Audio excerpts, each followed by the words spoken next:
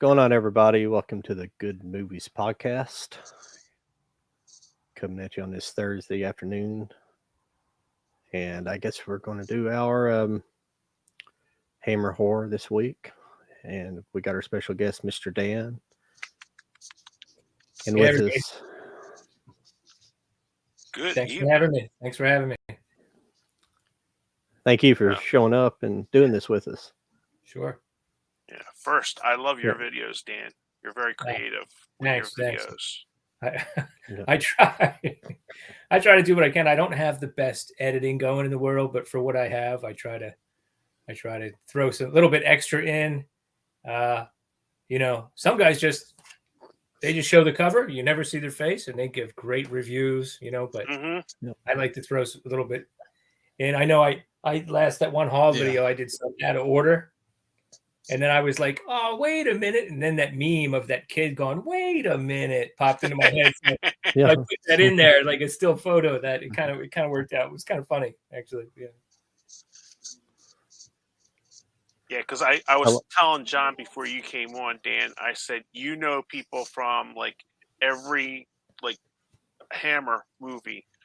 And this person was in this movie with Christopher Lee. And it's like, you're trying, because I always keep a notepad beside me on my recliner. So it's like I always write down stuff. So it's like I always have that handy. So it's like I learn a lot. Because when we were like mentioning guests, I'm like, we got to bring Mr. Dan on because he knows a lot about the Hammer stuff. Oh, yeah. Cool. Thank you. Yeah. And of course, I'm just coming off. That's the poster back there. Seeing a double feature in the theater. I saw the Gorgon and really exciting. Cool. The Gorgon and the Curse of the Mummy's Tomb, which was the original double feature back in the day. So they make their own posters, and it was very cool. Yeah. Yeah, that's cool. What theater showed that? That's the Colonial Theater in Phoenixville, Pennsylvania.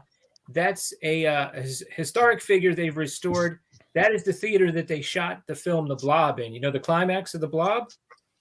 That's the actual theater. So the original or 80s? The Blob. The original with Steve McQueen. Okay. Steve McQueen, yeah. Yeah, they got all kinds of Steve McQueen stuff you can buy. They got like a big blob cutout you can get your picture taken in front of. That's cool. They have a Blob Fest, I think June or July. I'm not really sure, but it's pretty much like a convention.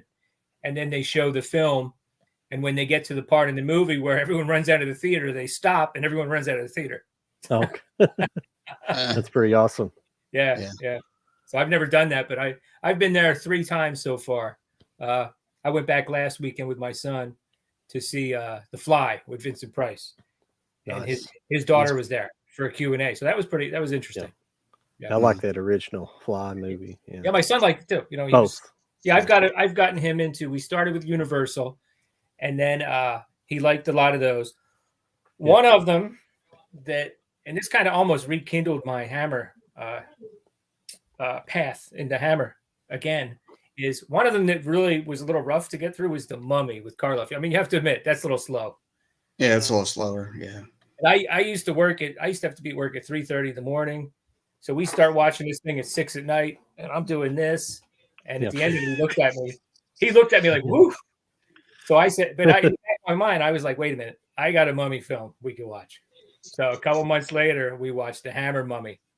And the first time he just came right through a door, he looked at me like, whoa, like this is much different. Christopher Lee's like the Terminator Mummy in that. Oh, yeah. Yeah. I mean, he just walks through doors and windows and he just chokes people out. And, he's awesome in that role. Yeah. That's what I like about the Hammer horror movies is it's kind of like they expanded the universe of the Universal classic horror movies, and went beyond where they were a little bit darker and just a little bit more broad of an explanation of those movies. That's why I like them so much, Yeah. They got to rework some ideas, put a lot of their own ideas in, change the makeup around.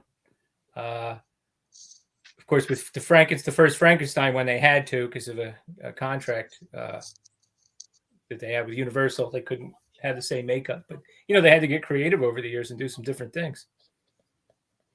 Pugwall said, "Hey guys, sleepy time for me, but just wanted to say how much I enjoy your videos and love Hammer Horror. Spent some time with Carolyn Monroe, and she was lovely. Now she's Monroe. She's as lovely as ever she ever was. Excuse me, Wow. tongue I tied. bet. I actually wrote down. I was made a little list of some of the Hammer ladies, and I actually forgot to put her on there. But I was trying to think like who's like for the females, who's like the queen of Hammer, you know, and a lot of the actresses like Ingrid Pitt, she was in some other horror movies that weren't Hammer, so you kind of get a little confused, you know. But I think she was only in 2 that I could come up with, but I think I would still go for her though. yeah, she was. Yeah. I mean, between Vampire Lovers and Countess Dracula, like the first time wearing that dress in Countess Dracula. Wow, she was just like, she was just really cool too, you know. Really cool. You know. I know her one autobiography. I think it's out of print. It's hard. It's pretty expensive. I would love to grab it and read it. I heard it's pretty good because you know she really had some rough. She was like a refugee from World War II. I mean, she had a rough. Oh yeah. Start. Mm-hmm. Yeah. So I love to read that, but yeah, she seemed like she was so cool.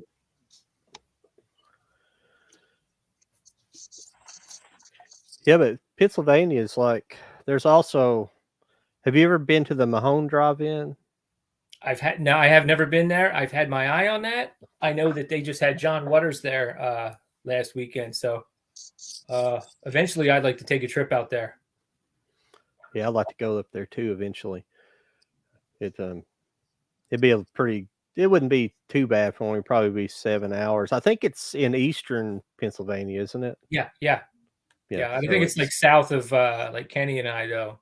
You know. Oh, is it in eastern or western? Excuse me, I'm at western. It's like in southeast. I can't remember. Yeah, it's southeast. Okay. Now there is a drive-in in western Pennsylvania called Vandergrift or something. They have like all night festivals. The guys that publish this Drive-In Asylum magazine, they host movies there sometimes in the summer, and they'll get like Fulci movies and stuff.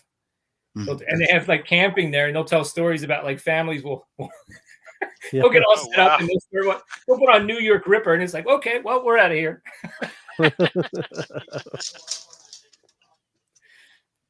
But yeah, now I'm sort of semi-retired now. Like I don't have a regular job. So I'm taking advantage of that, and I'm kind of seeing what's around me as far as activities. And I went to a convention. There's one right here in Cherry Hill. It's right near me. I mean, and I got a 3-day pass, and then I had a family emergency, so I could only go on Sunday for like a couple hours. And my friends came down from like Connecticut, but they had to drive back. But I want to do more of that kind of stuff. At the end of this month, I'm going to the Chiller convention in like North Jersey, Parsippany.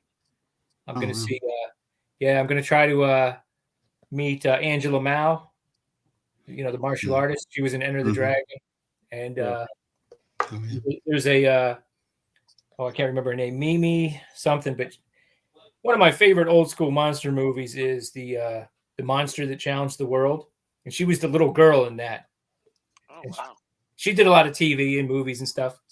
I'd like to talk, if I can talk to her for a few minutes to get her autograph, that would be great. Yeah. That's cool.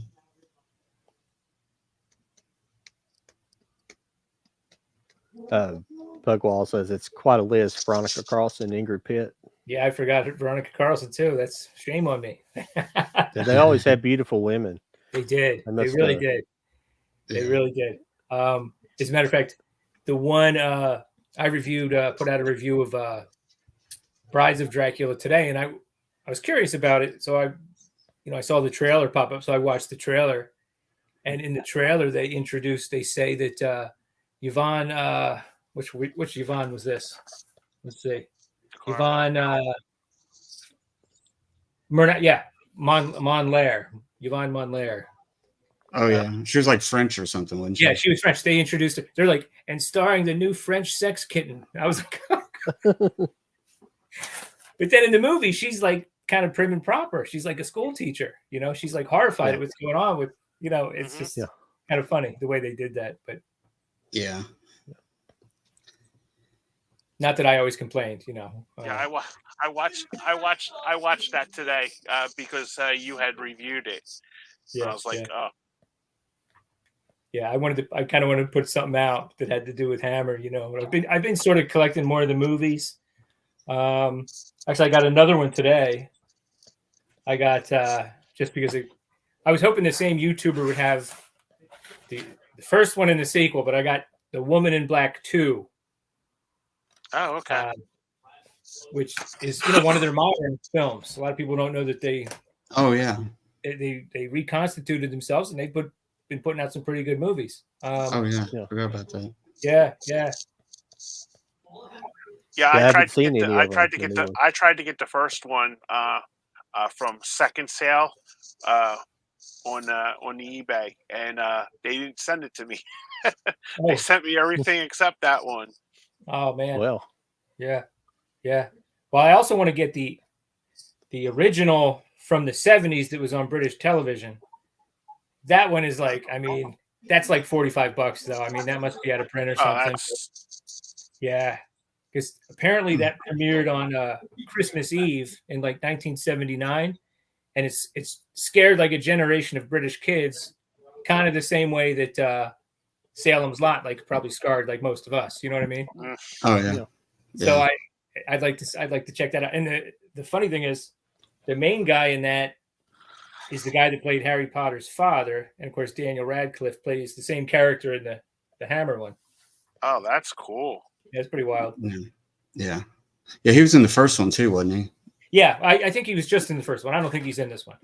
Oh, okay. Yeah. Let me just see real quick, but. Yeah, I can't remember if I've seen that or not. I think I did. I haven't seen that second one though. I did see the first one. I remember liking it. I remember it had good atmosphere, which is you know, if you're gonna make people feel like they're watching a Hammer film, that's one of the things you got to go for. You know, really good atmosphere. Yeah, they definitely have that. Yeah. I like the look of their movies too. Especially, you know, from the black and whites, but especially I love black and white, but it's especially that color look, the Technicolor look. It's just really rich and full. Right. It's just they were very beautifully shot movies, you know. Yeah. They knew how to like their girls, you know, the leading actresses. Man, they looked so dynamite in those movies. Yeah. Like Strange Case of or the Jekyll and Hyde movie, the first one, with Christopher Lee, where in a supporting role. I think that's Hazel Court, I think. She's wearing this like beautiful white dress inside, and you're like, wow, that's quite a dress. But apparently that was just her like around the house dress. So then there's a scene where she goes out to the club, and they have all these girls doing a can, and it's very colorful. And she's got this flowing blue number on it. It's like, whoa, you know, it's like, but they really know how to like capture those colors, you know? Yeah. Like the girls are always self-aware that the actors or somebody was probably staring at their boobs or something, because sometimes they'll bend down and they'll try to cover themselves because they're all got heaving breasts. Every one of them, they're all like, you're right. My friend on YouTube, Charles Cochran, he reviewed a movie called The Man Who Cheated Death, Hammer film directed by Terrence Fisher with Hazel Court and Christopher Lee. It's almost like a Jekyll and Hyde. And the main guy is Anton, played by Anton Diffring. There's a scene in there where she was moving around because she's like posing for this guy who's like painting her, and you kind of see her from the back, and then she like, you know, puts her clothes back on. So there was almost a very awkward collision in that movie. Like somebody walked by and their hand was like an inch away from you know, an accidental. You know, I was trying to think of the movie that's got the two twins in it. They're real life twins, and they did like Playboy in the 70s. What were the Twins of Evil? Twins of Evil. Twins of Evil. I was trying to think of their names. Collarson twins, I think. Yeah. Marianne, and the other one began with the letter M2, I believe. The one just recently passed away. Yeah. Yeah, I guess I could Google it, but I was, Yeah, that's what I was thinking. I was doing thinking now, about like- that part. Yeah, Maria and Frida. Oh, okay. Okay. Yeah, Yeah. that's a good one. It's a pretty good movie. Yeah. I saw a good one the other night for the first time. Night Creatures. Oh yeah. It's pretty good. Like I have this Shout I have it Factory on a one. compilation. Yeah. Yeah. Yeah, that's It's not so much a horror movie. I mean, it No. has those scenes with the horses with the day glow paint, which are kind of creepy. But and the that one scene where the guy's dressed up like a scarecrow, and somebody's like, the scarecrow moves, and the one guy, the captain, Patrick Allen, he's like, shoot him. yeah, Like, no hesitation. Let's see if he's a human or not. They shoot him. And they get up there and it's empty, but it's got some blood on. Yeah. He got out of that real quick, didn't he? Yeah. He was Now, out. apparently that was supposed to mostly be like scarecrows scaring people. Mhm. But I think they got a nasty letter from Disney because it's based on the same story as the Scarecrow of Romney Marsh, which is a 3-part Disney. Oh, okay. Serial, yeah, almost the same story. And there was even a movie in the 30s called Dr. Syn, S-Y-N, the same story. Mhm. So they changed it more to like the Phantoms, and they only had that one scarecrow scene. But I like the way that, like, if you go down all the movies that you think are horror movies, Hammer had like a half a dozen or a dozen movies where it wasn't really horror, but they had the same actors, a lot of the same sets, and they put some stuff in it to try to draw people in, horror fans in, you know. Yeah. It's what was I going to say? Yeah, I mean, it's pretty good. I mean, they did like some crime movies at first. They were known for their like black and white like crime movies, and then they tried what was it? Was it Frankenstein first or Dracula? I can't think of what they tried first. I think it was Or the Mummy. No, it wasn't a Mummy, I don't think. I think the Mummy was like third. Yep. Yeah. Yeah, it was I one think of those. Dracula was first, Mike. Yeah. Okay. Yeah. I know it was 1958. I just can't think of. Yeah. Yeah, that would be the first one. But, they did some.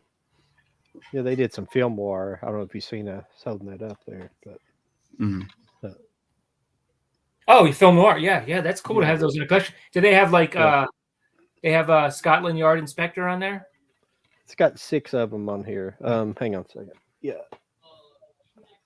Some of them are on YouTube. Some of their early black and white No, are on YouTube. this has Bad Blonde, Man Bait, A Stolen Face, Blackout, Gambler, and the Gambler and the Lady, and Heat Wave. Okay. Yeah. Yeah, I did a double review of Man Bait and Stolen Face. I think Man Bait is a Terrence Fisher movie. Yeah, I've seen that one. I've seen the first 2. I don't think I've seen the rest on there. Yeah. And Stolen Face actually has Paul Heinride from Casablanca.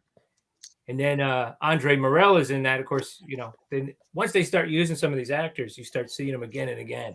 Mm-hmm. He played Watson. He played Watson in their Sherlock Holmes movie. Really good. Oh, yeah. Yeah, he was in Plague of Zombies. Really good actor, you know. Yeah, I just saw that for the first time too. Yeah. Recently, Plague of Zombies. That was pretty good. Yeah, I think it's really pretty good. Interesting. Kind of goes back to the old school. Well, they import the voodoo from, I guess, Haiti. I don't really know if they said, but it's you know, like a voodoo zombie kind of movie. Yeah. I watched that, and then I watched the Bela Lugosi one. Oh yeah. White Zombie. You know what? White Zombie. Yeah, I watched that because they're kind of similar with the voodoo doing working the sugar cane and stuff. The zombies, you know. So yeah, a while ago I read what is supposed to be the first zombie story, and that's what it's like. It's like getting the zombies to do the work. You're using them as labor. That's mostly what most of the early ones were about. Yeah. And of course, I Walked with a Zombie, which is a little bit older than that, and that's newer than the White Zombie, but that's another good one. You know. Yeah, Plague of Zombies is good. It's interesting because I mean the zombies are the main part, but he actually the guy is like played by John Carson, the bad guy. He can, if he gets a drop of your blood, he can actually cast a spell on you. So he's not just digging up people and turning them into zombies. He's got a couple different things he can do. And I thought that was pretty interesting. Yeah, it was pretty cool. It had some good scenes in it. Mm-hmm. Towards the end, that one guy's trying to escape the burning room.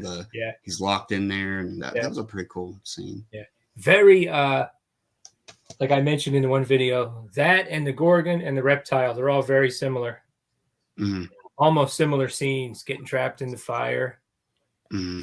That cemetery in Plague of Zombies, the same cemetery in the Reptile, and the same guy. You guys, Michael Ripper, the guy that was in 33 movies. Yeah. Yeah, he was really good. Yeah, he was in Night Creatures too. Yes. That's one of his best roles in Night Creatures. Yeah. And also in the Reptile, because it's a small cast and he's got a lot more lines. Mm-hmm. But he was kind of like a semi-comic, almost like comic relief to a certain degree, but not overdoing it, Like in the Mummy when he was the grave robber, and he was like, "Oh, Governor, I wasn't doing nothing." He does that a lot. Mm-hmm. Yeah. Yeah, he's really good at that. Yeah, sometimes they made him like different nationalities, which didn't really, his name's Ahmed, but he's doing a Cockney accent in Curse of the Mummy. It's like, no, it's like, stop that, Hammer, stop it. He was adopted. Yeah. But yeah. But yeah, he was really good. Like even in Night Creatures, I won't spoil the ending, but some people die at the end. And they're walking down the street at the end, and he's on the side, and his face is like just like a mask of like tears. And the camera's not on him. He's not the focus. He's in the background, but he's still acting the hell out of it. You know what I mean? Yeah. It was believable too. Yeah. It was pretty cool. But in the Reptile, they dig someone up to check the body, just like in Plague of Zombies. Mm-hmm. And the Gorgon, and then he has to. It's pouring rain, and I said in my review, if they had a rain machine, it was on like the highest level. And he's like, "Oh, you go on ahead. I'll take care of this." I was like, the poor guy was getting soaked. I was like, "Oh man!"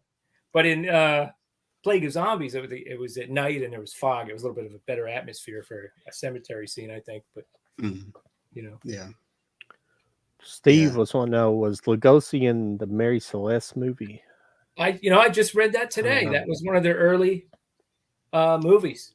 It's got it's also known by another name, Phantom Ship in the United States. Okay. And so Bela Lugosi was actually in an early Hammer film, which is pretty wild. Yeah, 1935, and it's on the YouTube, kids. Oh, it is. Yeah. I forget about YouTube a lot of times. Yeah. Classic Hollywood movies. I'll send you guys the link. Okay. Cool. Yeah.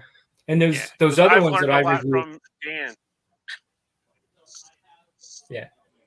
No, I learned a lot from Dan with going to the different his other friends. Right. So that's really interesting, checking them out, and I just hit that. Yeah, that. I'm sorry, Dan. Some of those crime movies. That's okay. Some of those crime movies are on a channel called the Sprocket Vault channel, like Man Bait, Stolen Face. The one, and there's a lot of those are like an hour and 15 minutes. It's very, very easy to watch. Mm-hmm.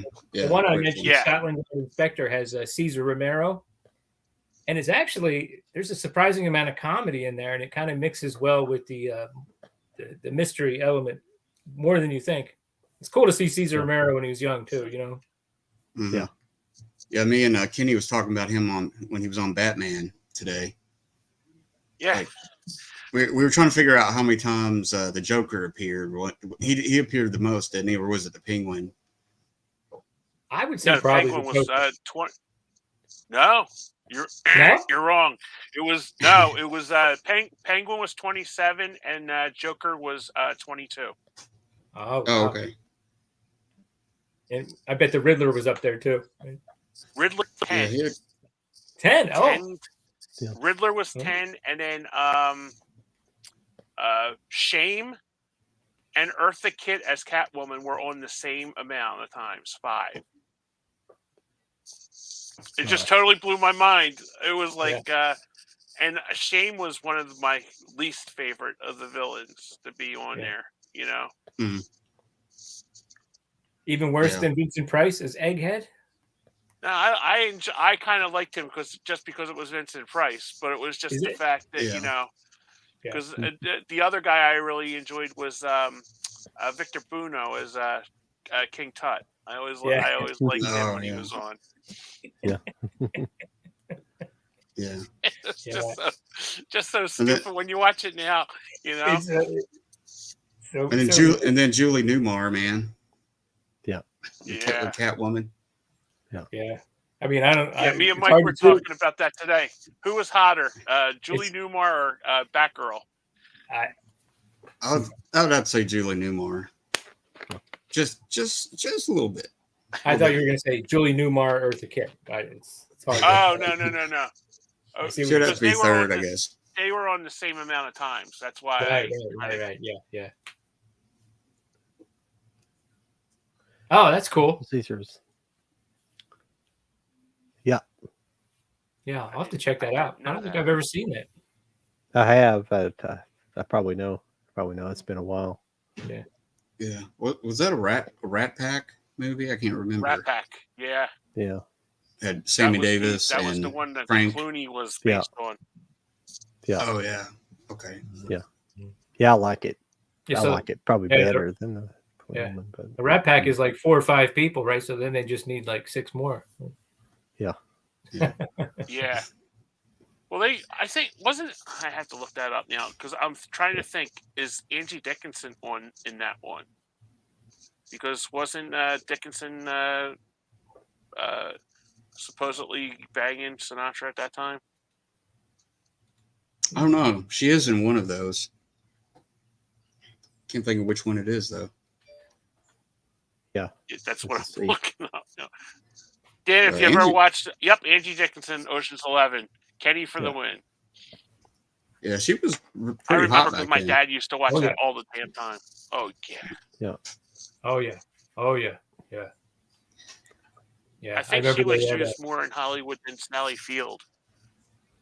Yeah. She was in a lot. Yeah, she was in a lot of stuff. Westerns and everything. Yeah. Oh yeah. Yeah, she was really popular. Yeah, even into the 80s, you know. Yeah. Yeah. I think she was even in Grumpy Old Men, right?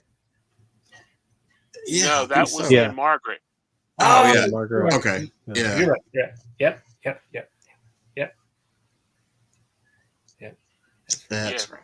Yeah, but for a while, Angie Dickinson was in everything. Because I used to say to my mom, why is her and the Flying Nun, like everything that we watch?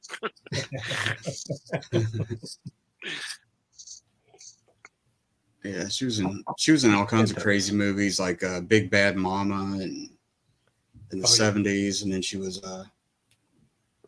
in what's that that movie? Can you think of the director?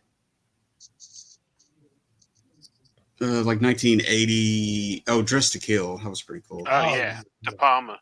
Yeah, De Palma. Yeah. That's a great one. Mm-hmm. Sorry, I was getting off the subject a little bit. Yeah. Well, we can go back to talking about Hammer ladies. No, but oh, absolutely. Yeah. Well, what's funny is what happens to us. I've watched a couple of times. I get it. We get sidetracked a lot. We take a lot of Ray Harryhausen to Chris Rock. Right. Yeah. But it's funny in Night Creatures when Yvonne Romaine, who's one of the other Yvonnes, she's like the hostess at the inn. All the Navy guys are in there and they're getting all rowdy. She walks in and everyone stares at her, and she says, well, why don't you stare a little more? And the one guy goes, thank you, I will. And they all crack up. And the funny thing is, like, as a viewer, you're doing the same thing, though. So Hammer, they knew exactly what they were doing. Yeah. And I yet, kind of wonder if some of those lines were improv. yeah, right, yeah, definitely. And yet, when it was time to not, when it was time to not have the dresses plunging down and stuff, they could actually be like really serious and The Devil Rides Out. I forget the name of the woman in that, but she's playing like basically a housewife of the time. She has some relation to Christopher Lee, who's fighting against this, devil worshipping cult, and the leader of the cult comes in and confronts her. And it wouldn't really be appropriate for her to be dressed like the way Yvonne Romaine was in Night Creature, so she's not. You know what I mean? And she's actually uses her will and her intelligence to fight back. So they didn't always stoop down to that. They had some really pretty mature films. Mm-hmm. Oh yeah.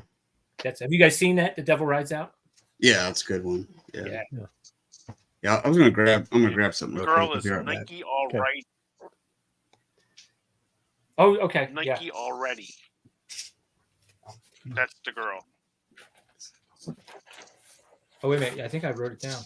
Okay. Yeah. That's the younger girl. The woman I'm thinking of is named Sarah Lawson. Yeah. But that's the other okay. girl. Yeah. That's the other girl in it. It's apparently that was Christopher Lee's favorite Hammer movie. Oh, is that right? Okay. Yeah, he really liked that one. It's not his favorite movie that he was in overall. I think he played like the Prime Minister of Pakistan in a movie. I think he said that was his favorite movie that he ever was in. But Devil Rides Out is his favorite Hammer movie. And I think he said The Mummy was the best looking movie he was ever in.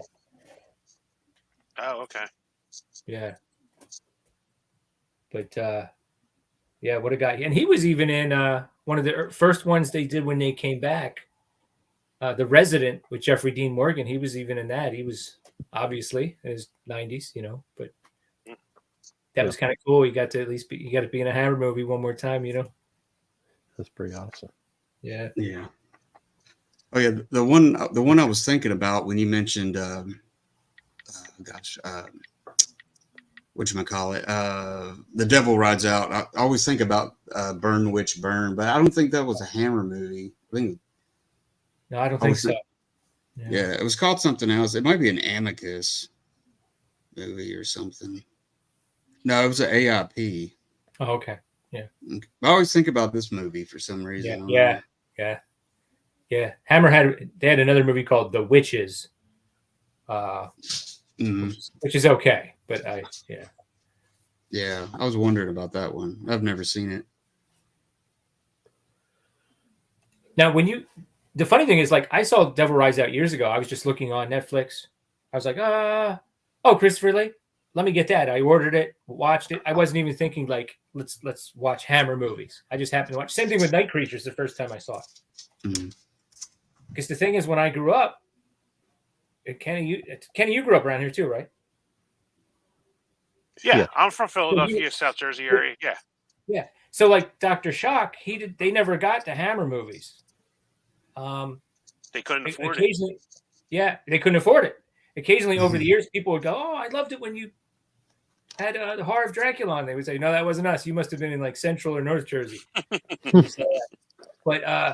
So I did see Brides of Dracula because I remembered the ending. I didn't know what movie it was, but I don't know if one of the other channels had that. But for me, like, I didn't really get into it until I was older. I went through like a phase years ago where I watched some, but it's before eBay and everything. So I've recently kind of really got into it. When did you guys like first kind of become aware of Hammer films? Me, I started like in the late 80s because I had worked, Mr. Dan, about the Movies Unlimited. Oh yeah, yep. I used to work there. I used to work at the Turnersville store. Oh, Turnersville. Yeah, okay. In Turnersville, because I lived in Blackwood before. Oh yeah, okay. Yeah. Okay. Kenny, did they have like a catalog? Yes. They're big on I remember their catalogs, but we didn't have one near us. Yeah, he did have a catalog because I worked in a West Coast, and we were jealous of places like that. Because the guy just basically got whatever was popular. He didn't know what a Hammer movie was. He didn't go out of his way to get anything cool, you know. Yeah. So we knew about Movies Unlimited, that we were like jealous. That place was amazing, because when I started working there, it was just like, oh, you know, because I like watched like because Dan will know this, it was just like 48 always had the Blondie, Dagwood, Bowery Boys movies like on Saturdays, and then usually 17 they had Dr. Shock. Yeah, it was 17, so they had Dr. Shock on. They played like the monster movies, you know, and 29 was basically your sitcom show, you know, the old McHale's Navy and Bewitched and stuff like that. So it was like I remember on Saturdays, you know, Dr. Shock would be on, because he was like basically like Svengoolie is now. He was like really super popular in the 70s. Yeah, big time. So you go in and see him, and his daughter was the little, you know, the doll and stuff like that he had, the live doll. Bubbles, that's it. Bubbles. I couldn't think of it. Yeah. Well, I think it's his nephew that runs a Facebook group, the Dr. Shock. Oh, okay. She'll pop in on there once in a while, so it's kind of cool. They put the family will put pictures of him on there. I've got his book, but I don't know what. Let's see. And then I don't know where the book is, but I also got this guy here put some. It's called Dr. Shock's Screaming Tales. I think some of the short stories that are in here are just like public domain ones, but then he's also got a made up one. But that's him. Oh, that's neat. Yeah, that's cool. Yeah. It's Dr. Shock. Yep. I think I saw a documentary once on Netflix, and it was covering all the different people, all the regional shock hosts like that from back in the day. I can't remember what the name of it was, but it was really good. We talked about Dr. Shock. Yeah. I probably didn't get into the mid 2000s. Like I didn't grow up with a lot of, like, my mom or dad weren't into movies. I didn't have any influences. My friends weren't really into movies. And so all my movie knowledge is pretty much from me. Like I had a couple people that watched movies and enjoyed movies, but they weren't like what I would call cinephiles. And so it took me quite a few years to really get going in the early 2000s. I went to the movie theater like every weekend from when I got my license in the mid 90s, but I wasn't watching like really good stuff because it just wasn't available. Like our movie stores didn't have, you know, stuff like that. So it's taken me a long time. That's just why I don't have quite the vocabulary as other people do. Like I didn't have any influence. Yeah. You know, and I'm in Kentucky too. So in small town Kentucky. So I didn't have like, you know, theaters to go to. And stuff like that. So yeah. I'm doing my best to not, like, I'm good with other stuff, but like horror's not my cup of tea anyways. But I like Hammer though. I've always liked Hammer, and I think I probably got into Hammer for their like the Quartermass Experiment and stuff like that.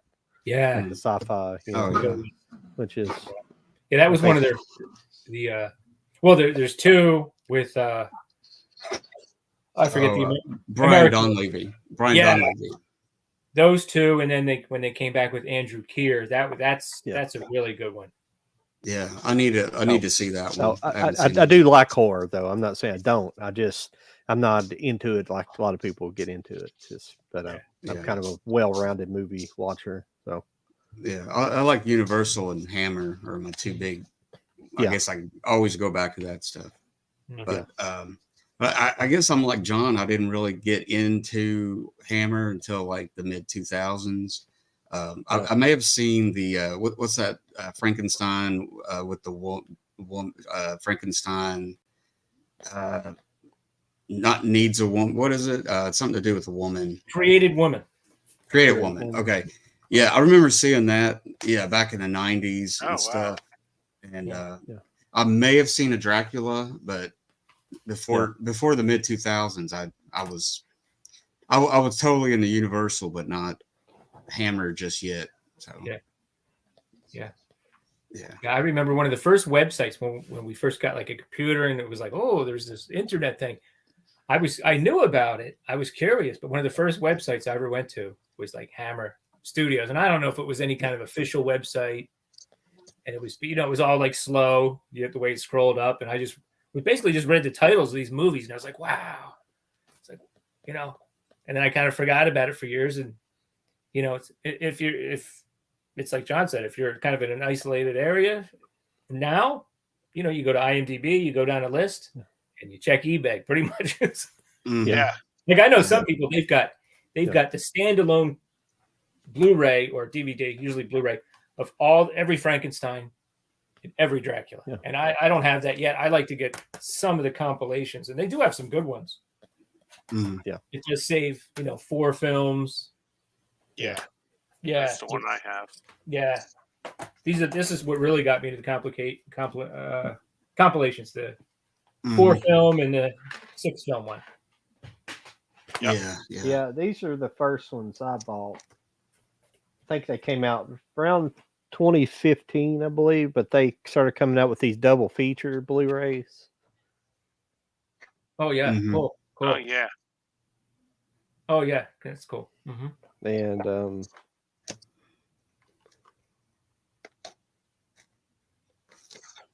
Scream of Fear, yeah.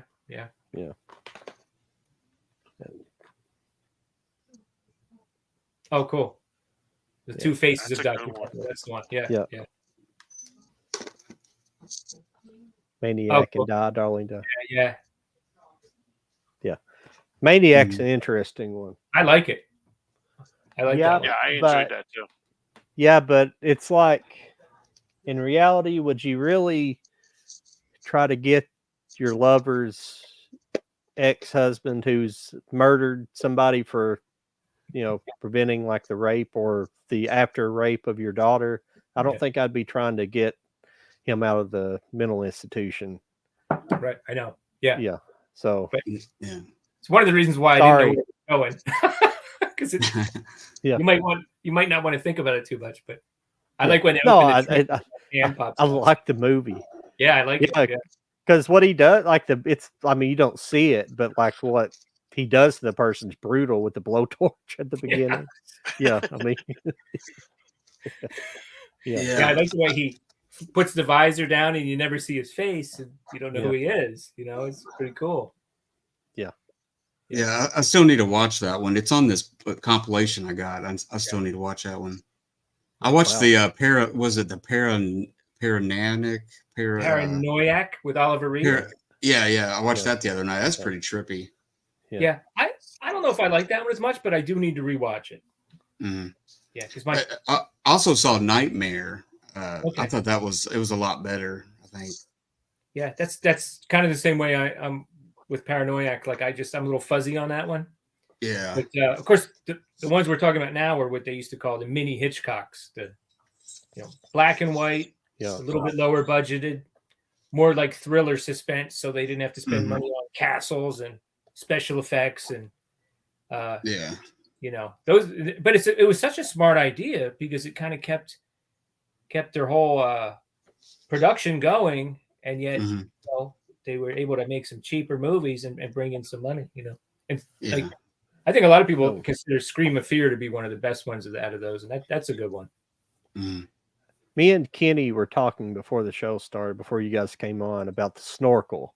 I feel like it's kind of a film noir to me, almost more than a horror movie, but it's kind of, I guess it might be considered a light horror, but I think it's kind of a film noir horror. Yeah, but it's definitely that's an interesting one.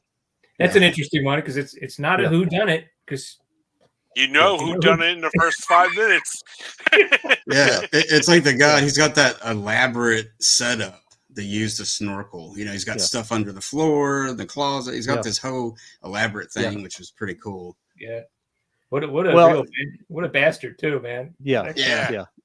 Well, that's what makes a film noir. It's the character study. It's like film noirs study the human condition. They study what makes the person bad, what makes the person. It's not about like the movies that inspired film, or at least inspired the French to term the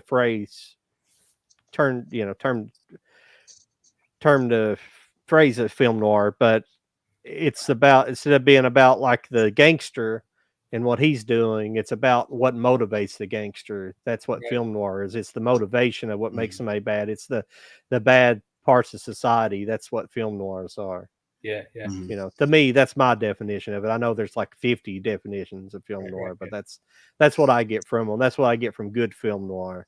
Yeah.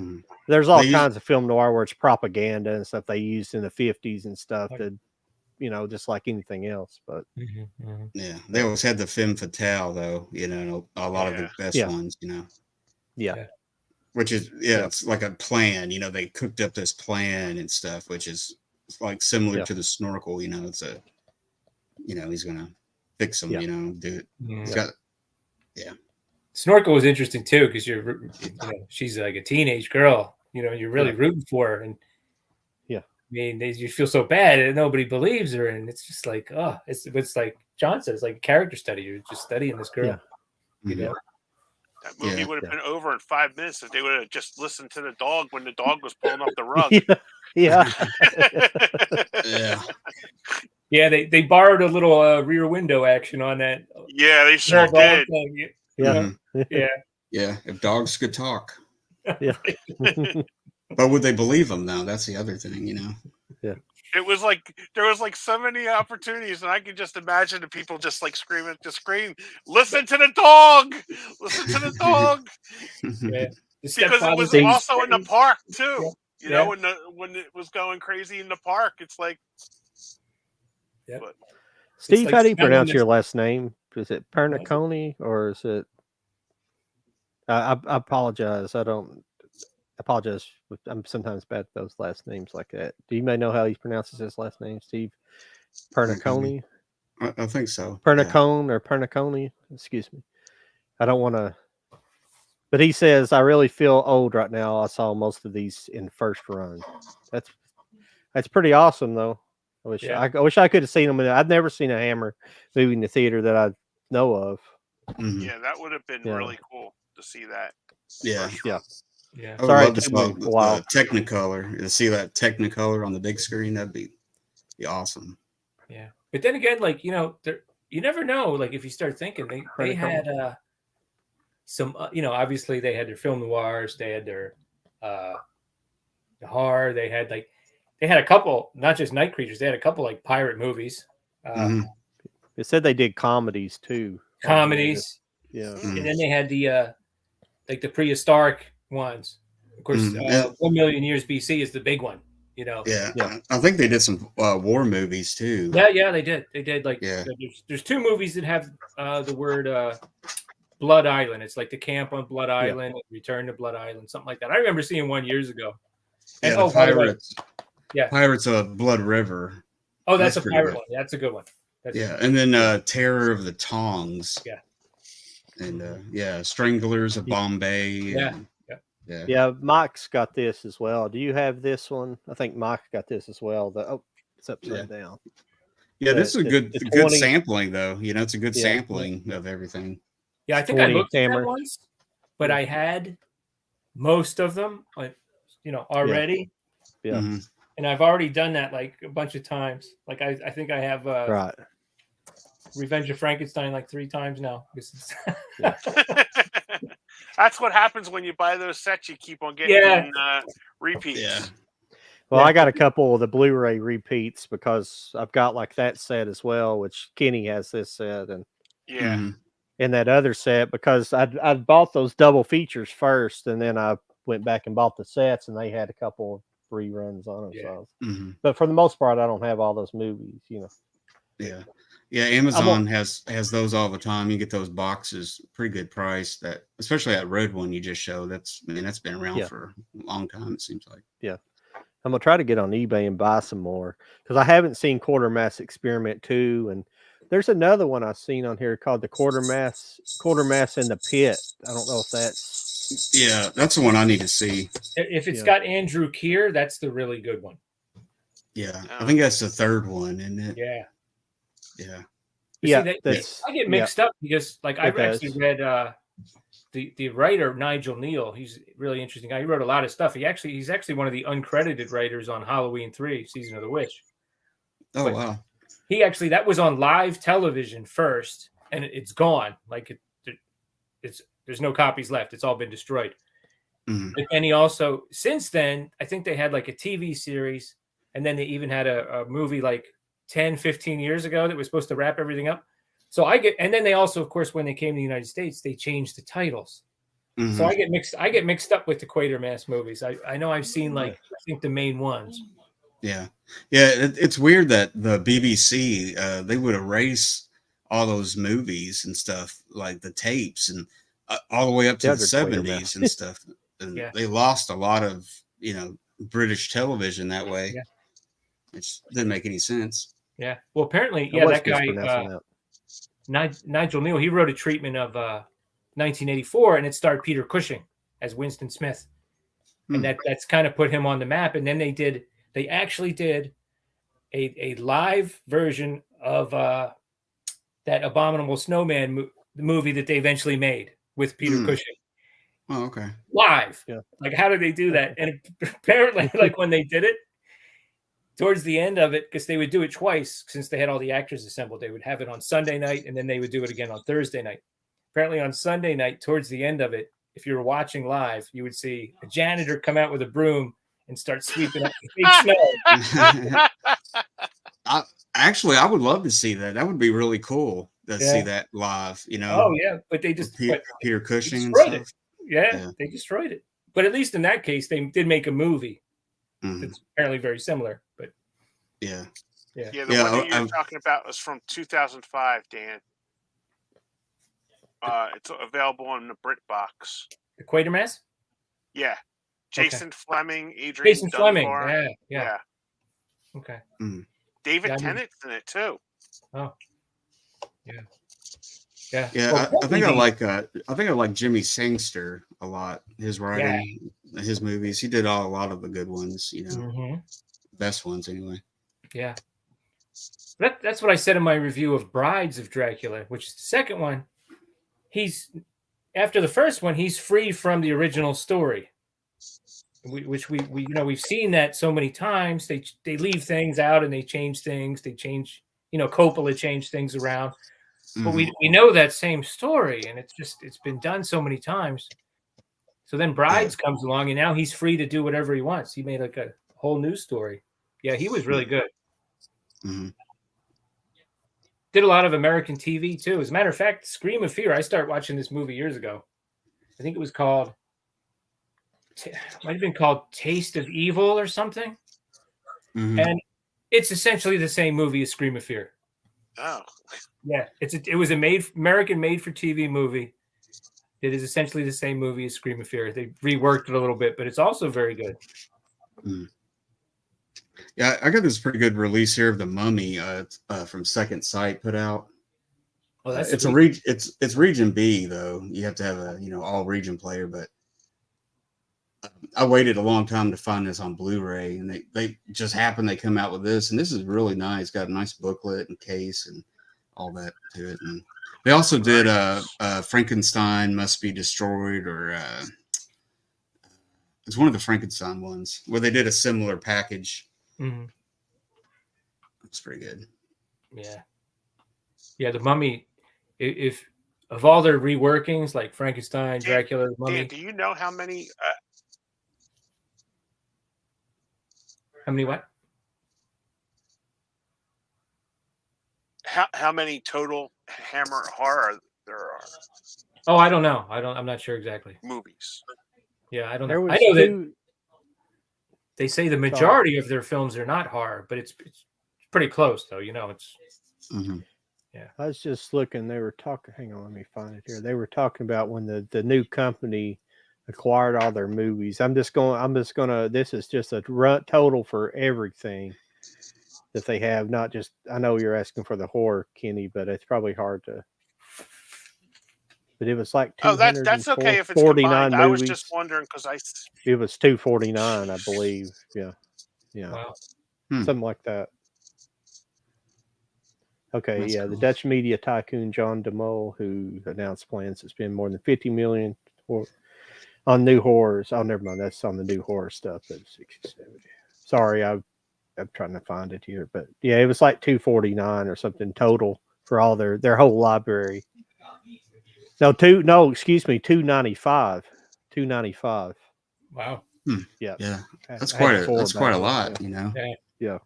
In like Yeah. what 30 years maybe, from the late 40s to early no, mid 70s or whatever. They started in 1934. Oh yeah, that's right, 34. Yeah. And Yeah. to the 70s, basically. Yeah, I wonder if that Bela Lugosi movie's the first one they did. I wonder, because when I was looking at the filmography of there, and that was like the first one listed, was that 35. We were talking about it a minute Mary ago. Celeste, Yeah. also known as the Phantom Ship. Yeah, I don't know what the other title is. But... Yeah. Steve said it was fun to attend Saturday Double Play feature. I have to say, I think Sean was having a bit of fun with me. He mentioned tonight that the Hammer time would be Hammer time. Wore my parachute pants.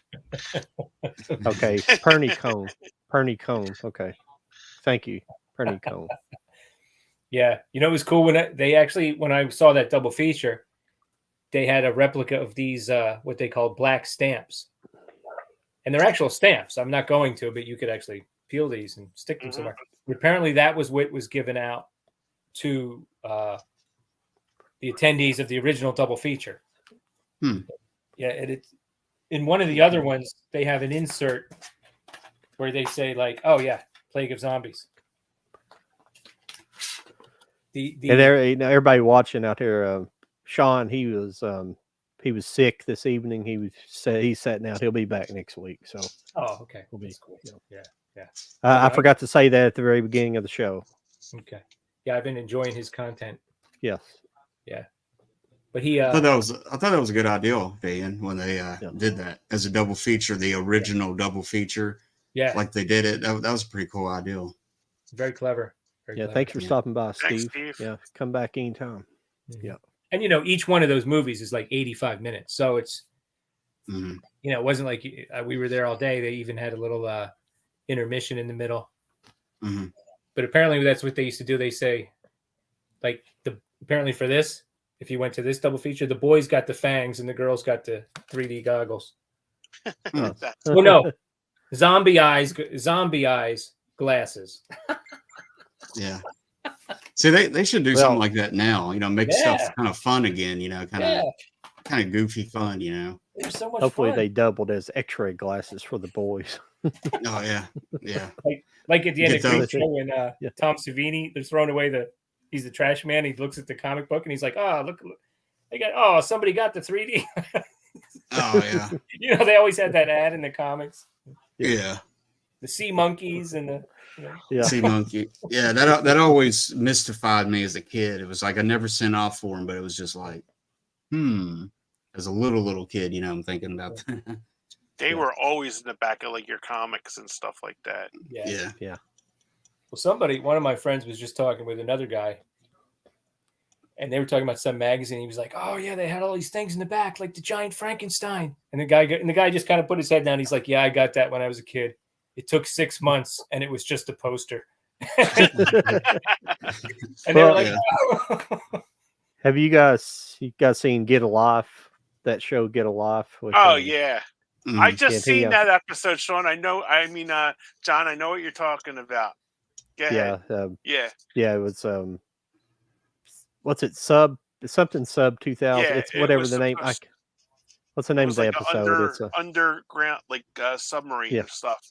And he ordered a submarine out of the back of and it comes 20 years later. Because he's a paper boy. Chris Elliott's a paper boy, and he's like, "Mom and Dad, I'm going to save up all my money from my paper to get this." And it says, "Chris, didn't you look? It says 600 weeks later, not 6 weeks." It's like, you dumbass. Yeah. He has to put it together too, and he gets it. He has to put it together, and it's Chinese. It's just a big pile of mess, and it's sparking and everything, and he has to get his dad to help put it together. And like after he gets done putting it together, he's like, "Did you get the bottle of champagne I asked for?" He's like, Yeah, he said, "Where is it?" I drank it. And the God, that's such a instruction good booklet, show. guys, are like Yeah. the old Yellow Pages, and Yeah. it's all in Chinese. So he's sitting Yeah. there going "Chung gang gang gang gang," like that.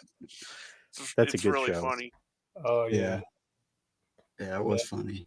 Now, Kenny, do you remember? Just it's a Creature from the Black Lagoon reference, not Hammer. But do you remember a local promotion where you got the 3D goggles to watch Revenge of the Creature? Yes, I believe wasn't that Philly 57? I Yeah. think that came on Philly 57 when they turned it on, and they had they called it Spooky Week, on Philly 57 because it had something because our hockey team is the Flyers, and it had something to do because Philly 57 had just got the Flyers like away rights because we had a local channel, sort of like HBO Prism, that carried the home games. And I think that was a promotion that had to deal with the Flyers too, Oh, like really? Spooky Week because the orange and black of our uniforms. Okay. So I do believe that had something to do because Yeah. somehow I kind of remember like Rick Tocchet or something wearing like those funny glasses or something. Oh, really? And Okay. introducing the movie.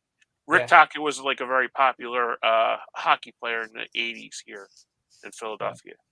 Yeah, but I remember everybody had to get those 3D glasses. Of course, they were just the super flimsy ones. It's not like you were getting like a really sturdy pair. And then I was watching on my little 19-inch TV, and the 3D wasn't really popping. I'm just I'm just still fun to watch. So, just a small percentage of it would come out. Well, it wasn't much better when it was, just a few years ago with the 3D TVs. You had to be sitting in the perfect spot if you had one. Because I only had one. This one that I'd fixed, and it was like a 55-inch, and you had to be like perfectly sitting. You had to sit perfectly in front of it. It's like, this is a fucking gimmick. 3D's a gimmick. Every time they come out with it, they're still pushing it now, but if you notice, it'll be like on one screen, and then the rest will be standard. Oh yeah, right. Because everybody started. Well, when I have to wear glasses up close like this, but when I had to wear glasses just normally, they're annoying because you have to put those glasses over top of your glasses, and it's just and it kills the effect. So I can't stand it. Yeah. I would have loved to have seen Hammer do a Creature movie. That would have been pretty cool. Oh yeah. Yeah. Sure, would have been interesting. Yeah. To see how like one of the Frankenstein movies or something. That would have been pretty cool. Yeah, makeup wise. I mean, I don't know. Like when you say Hammer, like most people don't. I think there was a guy named Roy Ashcroft did a lot of the makeup effects, but there doesn't seem to be. Most people don't talk about like the makeup artists that worked on the films. I think in most movies it was pretty good. Like oh yeah. In the Gorgon, that there's that's a well-known story that the snakes were not really working the way they were supposed to, and they were not thrilled with that. But they did, like the reptile makeup is actually pretty good. They actually used an imprint of real snake skin for that. Wow. But it would have been interesting to see what they would have done with the creature. Yeah. They just didn't stay on those creatures that long with the. Okay, if you stay on it too long, you're gonna see through the, But I think they did it pretty well though. Yeah. In the beginning of the reptile, the first time you barely see it. It's like it comes out, grabs somebody, and you're like, "Whoa, that was pretty cool looking." Maybe a few of the close-up shots, you're like, oh, "Okay, the eyes look a little, don't stare too long." But overall, it's still pretty good. Yeah. Of course, Plague of Zombies, they were fresh zombies, so they're not going to be like all rotted away anyway. So they're just little, kind of messed up looking, a little green, So that makeup was pretty good. Yeah, it's pretty cool. Yeah, I was going to show you. I got two different. I think this was like the second one or the third one, wasn't it? Prince of Darkness. Yeah, Prince of Darkness. Yeah. Yeah, but I also got this. I got this one release of it's just a Dracula, the first Dracula, and it's got that was the British title, and then in America it was I guess Prince of Darkness, or no, it was, what was it? It's kind of confusing. They got different versions on here. There's like 3 different prints, and it's a pretty cool. It's another Region B though, but it's got a lot of stuff on here. What is? See, that's a lot of the stuff I don't have with having those sets. I don't have like this from the individual Dracula. I've seen this or that. I don't know if there's any just a regular. Maybe there's one Dracula on here, but I can't be sure. Yeah. Well, Yeah, there's I think there's a 4 film collection. Those, one's from Warner, and it's got the first one and like 3 other ones on there. Yeah, I'm gonna try to get on, buy a few of those. Hopefully, I can just get. Crap! I think my that was magnifying glass. Yeah, I think that was the first Hammer release I got. Was that 4 film collection way back, mid '90s when it came out, or whenever. We'll try to just. I don't care if I get them on DVD or Blu-ray. I did find that Quatermass in the Pit on Blu-ray, but I couldn't find Quatermass 2. Yeah, I think Kino put those out, didn't they? Okay. Yeah, this one just has Brides of Dracula on there, which is really an excellent film, but that's the only one. And The Evil of Frankenstein, I like that one a lot. Yep, I like that one. But they kind of get you because you'll get like a compilation will have like the second Frankenstein movie and the fourth Dracula movie, and you're like, well, if you want to watch them in order, it might take you a while. That's why it took me a while with the Dracula movies. I think the Frankenstein movies more than the Dracula movies. Maybe, I don't know. You can kind of watch out of order. Frankenstein Created Woman. I think anyone you can just pick that up and watch it. I mean, it's such a unique, almost like a one-off. Such a kind of a strange. Yeah, it's pretty different. Yeah, it is pretty different. Apparently, Martin Scorsese really likes that movie. Oh yeah, I heard that too. Yeah. I think my favorite Frankenstein is The Curse, Curse of Frankenstein. The first one, I think that's the first one. That's a pretty good one. Yeah, and they got a really good Blu-ray out. It looks really good. The print. Yeah, they actually had like quick shots of like pulsing brains and that for the time that was like whoa, Yeah. I wonder if all the rights still. I guess I assume they're owned by that company, the group that owns it now. So I don't know, but as far as licensing go, I'm not sure who has the licensing. But I wish somebody just put out just a complete horror set. There's probably about 100 movies, but it'd probably be costly, but it'd be really cool. Yeah. Because they're all broke up here and there and everything. But a bunch of different companies. The problem is a lot of different companies over the years distributed them. So I don't know if those separate companies have the distribution rights or how it works. Yeah, I was going to say that, John. Like some of them are Universal, some was like Paramount. Yeah. One of them was Warner Brothers, I believe. Yeah. So I don't know. That's part of the reasoning, but it's like. Rights are aggravating with everything. Somebody was talking about that stuff on YouTube about YouTube earlier about how crazy, just it's annoying because one of our videos, one of our live streams got copyright struck or whatever. It don't matter. We're not monetized, so it don't really affect anything. Yeah. But that's weird how that works. Well, and it was for that when we talked about that Australian movie. What's the name of that one, Kenny? That I was telling you about it the other day. It just flew out of my head. Yeah. But Australia is like really bad about striking. Oh, really? Because I did like it was like a kind of a watch through review. I basically took BMX Bandits and cut it up and just did kind of I probably done too much, but they struck it, and it's like some fucking rink-a-dink movie from the freaking 80s. You know, it's like Nicole Kidman's first movie. Yeah. I wonder if you put on there before it starts, like this is for educational purposes, you know, that one No, they don't description. care about that. I wonder if that would help any or not. Nope. Because I've got some strikes too. Actually, I uploaded some home movies from the 80s, and it's not made public, but that they each got copyright strikes because I guess in the background somewhere it picked up some music or something. Yeah, and they got big time copyright strikes on them. But Wow.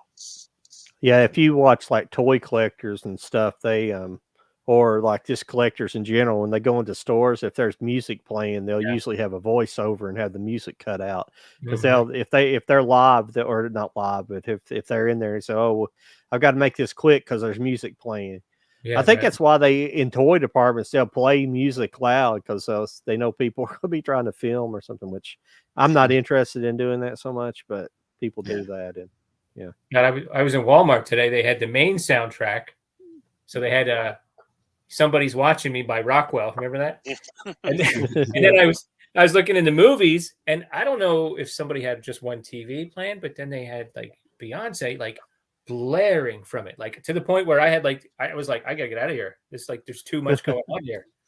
Yeah, too much stimulation. Yeah, it was really like too much. Yeah, it's weird. I don't. The copyright stuff is insane, and I still don't know. Like, I'd love to get into some more editing and to show a little clip and then talk about it. Mm-hmm. Yeah. I just don't know how some people get away with it. I mean, some people do and some people don't. I don't. Well, it's weird. I did a video on Randolph Scott a couple years ago, and it got a big copyright strike. But recently, I did something on John Wayne, and I used 2 different clips in it, and it didn't get a copyright strike. So it don't make any sense. I would have thought John Wayne would have easily got right picked out. You know, unless what you were showing was public domain.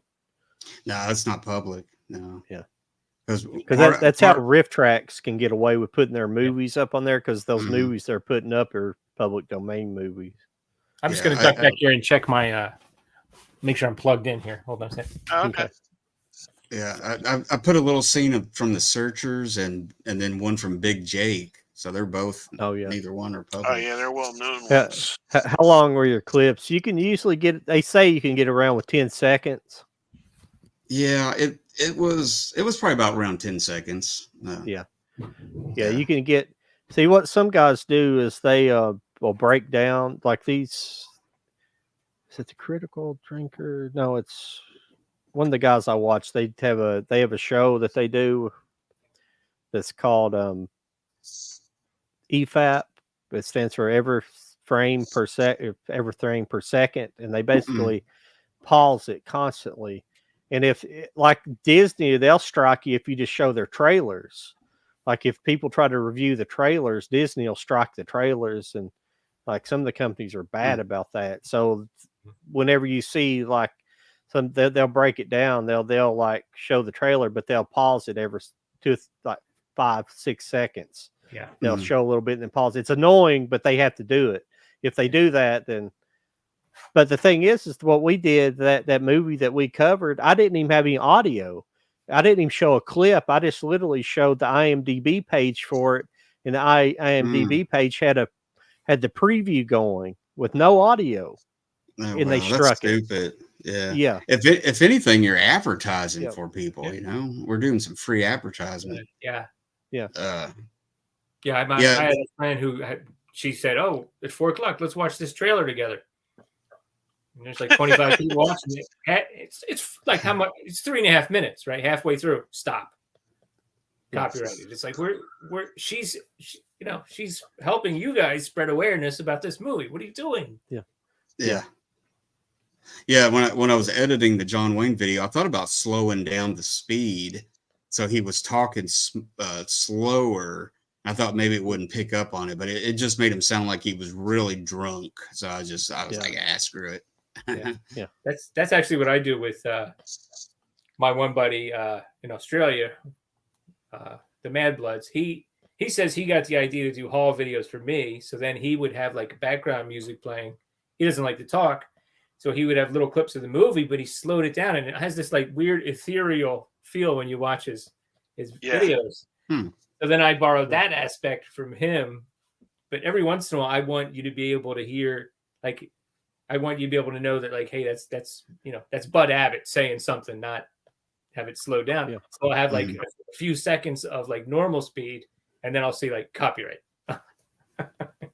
Yeah, it's really I don't get it at all. I mean, it's totally advertising, because I don't know how many videos I've seen, and I'll go out and buy a video that they're talking about or something. And a lot of times, and then they'll let some. There's always. Sometimes I keep up with Sometimes I keep up with some sites that'll cover like, the internet drama, bullshit stuff. That sometimes they'll come up on my feed and I'll watch them. But there's been some people in the past who they do reaction videos, and they, like they had this one girl who reacted to some like anime, and they would be like the animes that were literally coming out new each week, and she would be reacting to them, but she'd be showing the whole thing. It might be like in a little box, right? But she'd be watching the whole damn show. And she was getting away with it, and other people be getting straight. YouTube's very selective too sometimes about what they. It's their algorithm. Their algorithm. Yeah.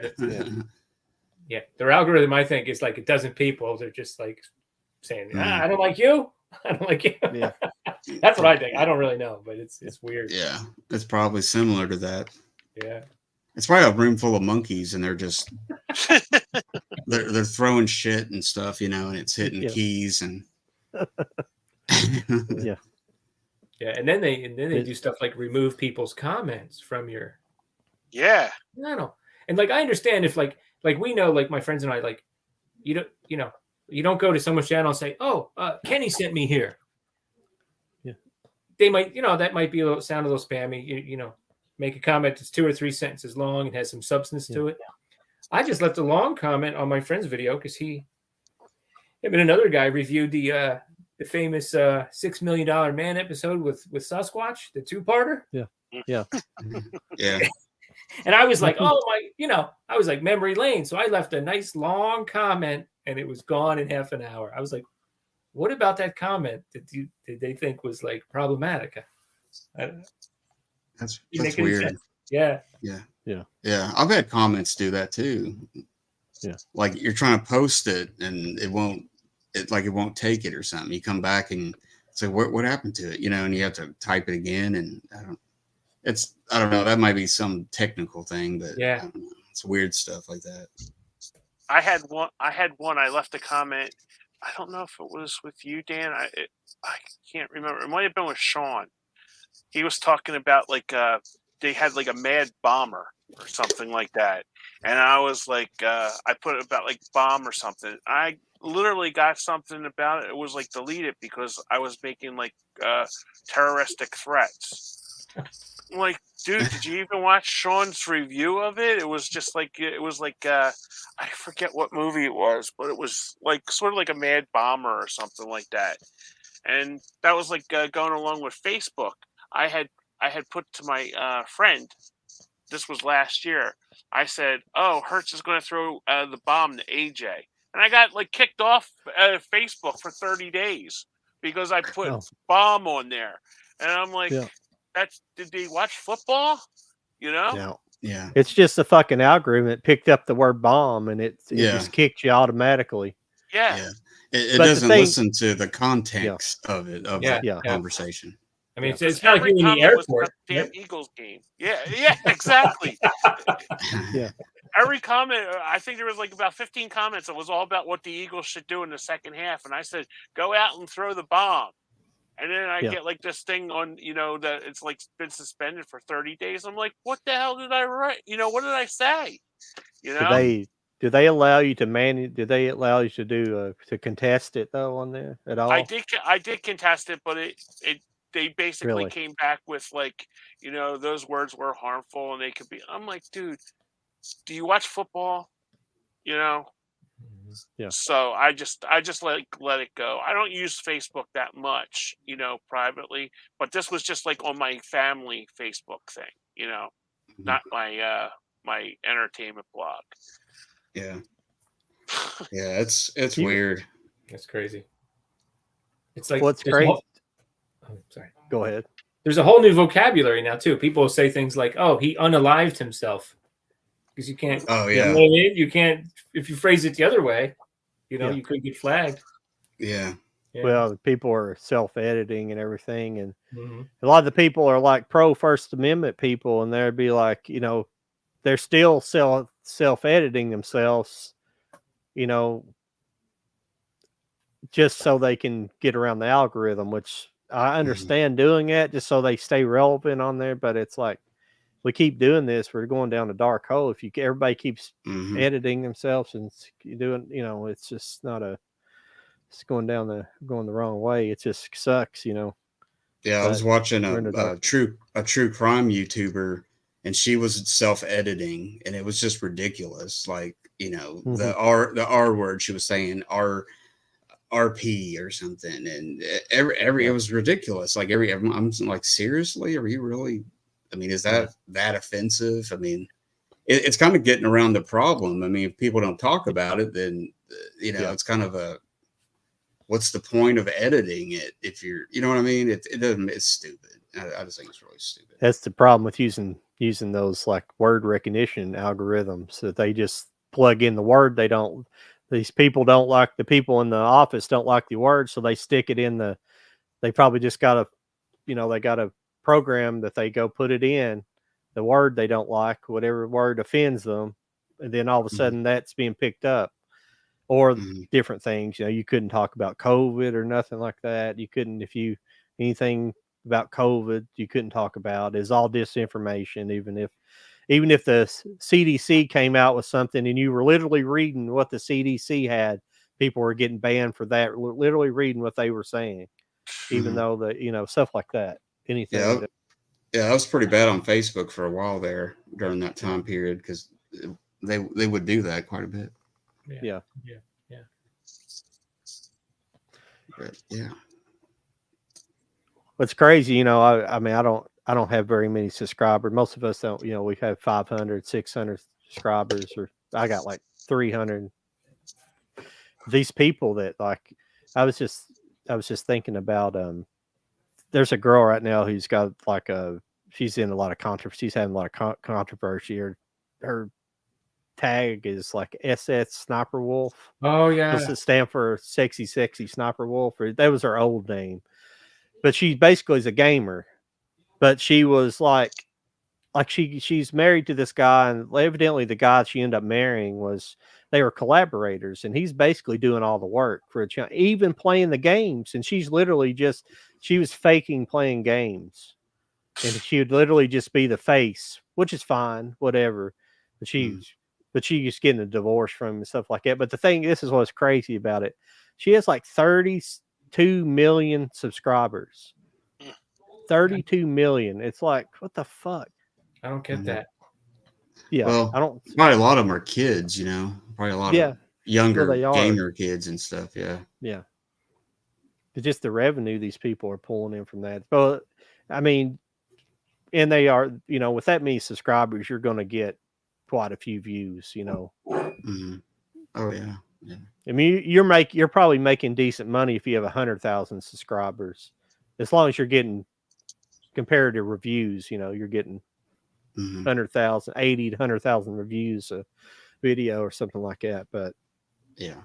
If you guys ever check out those music reactions channels, it's like, I'm sorry, you can't tell me you've gone through all your life not hearing "Staying Alive" by the Bee Gees, and then you have to make the animated faces and stuff like this. Yeah, it's just like they're so phony. Like, I understand, like, if you're listening to You've Got Another Thing Coming by Judas Priest or something like that. But yeah, you're right. And then there's the one like the one by the band Ginger, Pisces. It's it's very melodic in the beginning, and then she starts in with like the death growl, and everyone always makes his face like, what? And it's like, it's like, come on, you haven't seen someone else react to this? My favorite one. There's a husband and wife on there, that like apparently they cleared almost $1 million last year just by reacting to these videos. And one of them was "Never Gonna Give You Up" by Rick Astley. And I'm thinking to myself, what hole have you been in that you've never heard of Rick Astley before in your life? Yeah, there's Now, no way. I could see if you heard it on the radio and didn't know he was white. You know, but I'm just saying, it's like, dude, that song's been around for 35 years. And you've never heard that song before in your life, you know? And they all make the, you know, the animated faces to get you. And it was like, I watched a couple of them and it's like, shut up. You've heard of Staying Alive. The first three that I went on, it was Hot Stuff by Donna Summer. It's like, if you were born in the 70s, you've heard of Donna Summer before. Yeah. Staying Alive, that was another one. And how old are they? How old are they? How old are they? The people you're talking about, that couple, how old are they? I'd say 35, 36. Yeah. So they're not like, they're not young. I mean, even if their dads were like, you know, are like my age, 54. Okay. You couldn't have escaped Rick Astley in the late 80s. You know, you couldn't turn, hell, WIP, the AM channel played Stayed Alive on you know, on the radio. You couldn't escape that. You know? The thing is, all those videos are just very well-known songs. They're not like deep tracks on an album from, you know, the 70s or something. They're all very well-known songs. It doesn't matter if it's metal or country or that's whatever. What I'm saying, Mike. How can't you go through your life without hearing that? Yeah, that's what I'm saying. I think a lot of that's probably 80% of it's fake. You know, they're just reacting. No doubt about that. Mugging, like, Don't Stop Believing. That was another one that was on their thing. It's like, oh, I've never heard this song before. I'm like, I don't seriously. I'll even send you guys the link for the page. I don't understand why reaction videos get. I don't watch any of that stuff. I think it's all dumb because I don't understand why they get so many views for. But those channels are big. They're huge.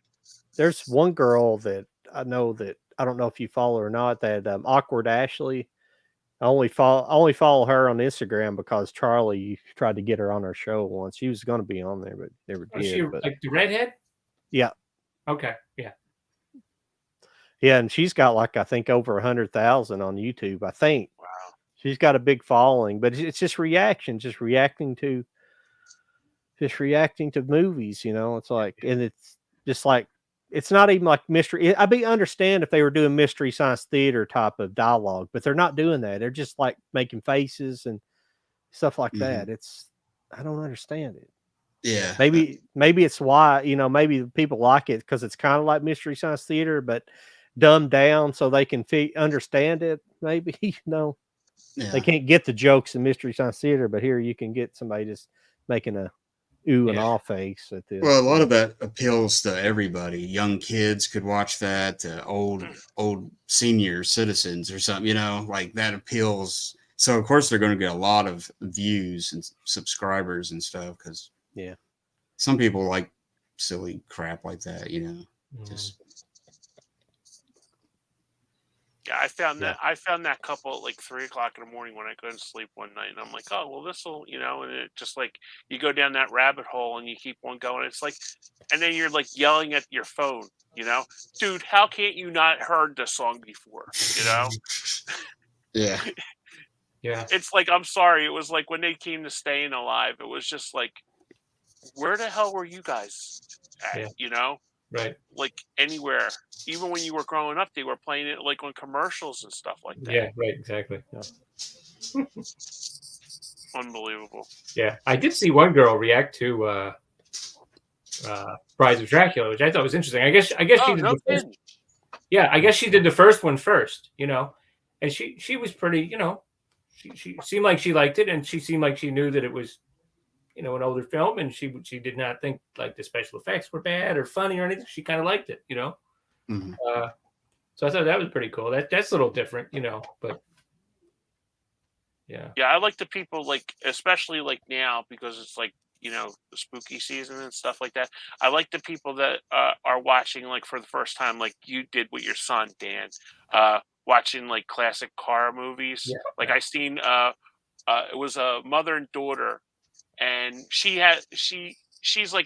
around our age, and she had went to the movies a lot with her dad and stuff. She like bonded with her dad and stuff over like watching movies and stuff. So her daughter's like 14, and they were like doing they bought her husband bought her a set for a birthday, and it was the Universal 8-pack of the movies.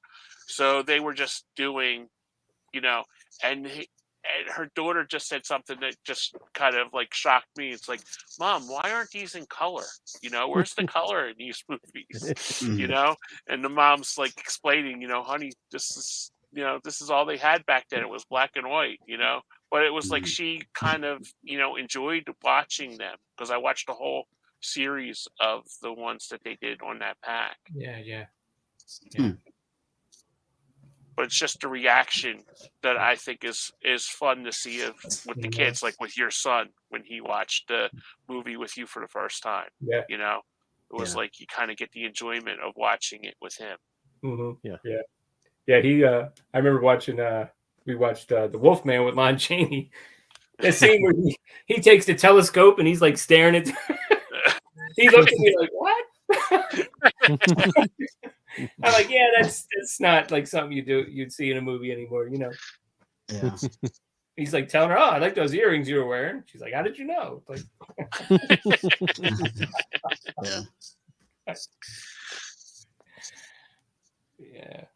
yeah. Now, for my daughter, I have one daughter. She's very expressive. Like, she's funny and she's very expressive. I was thinking like maybe we could do something like. So like I got some movies that I grew up with that were even on TV. Like I got you guys remember Bad Ronald that was on TV? Mm-hmm. I got that. I think like watching something like that with her would be funny, just because she's never really seen anything like that before, Yeah.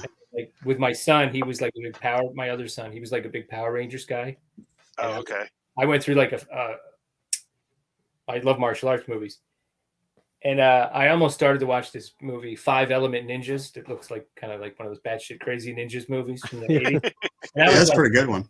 Yeah, that's what I heard. I heard it's pretty good. Yeah, the Shaw Brothers, man. Yeah, it's not like one of the super cheese ones that came even after that. It's the Shaw Brothers. And but I was like, you know what? I bet this will be fun to watch with him together. Just based on what he enjoys. Mm-hmm. What they call them in the 80s, they didn't call them chop sake. They call them something else, like chop them ups or something like that. They called it. It was a different phrase they used in the 80s, didn't they? And chop sake. I thought it was like chop sake. I thought they're all like chop sake. They're all chop sake all the way through the 70s and 80s. But some are better than others, though, especially the Shaw Brothers stuff. Some are really good. Mm-hmm. Yeah. I just watched. The problem is, just like some of the like horror movies, there's so many names, but the classic one, the 36 Chambers of Shaolin with Gordon Liu. Oh yeah. I remember when I saw that as a kid, I was like, I knew, I was like, this one is like a cut above the ones that you normally saw. Mm-hmm.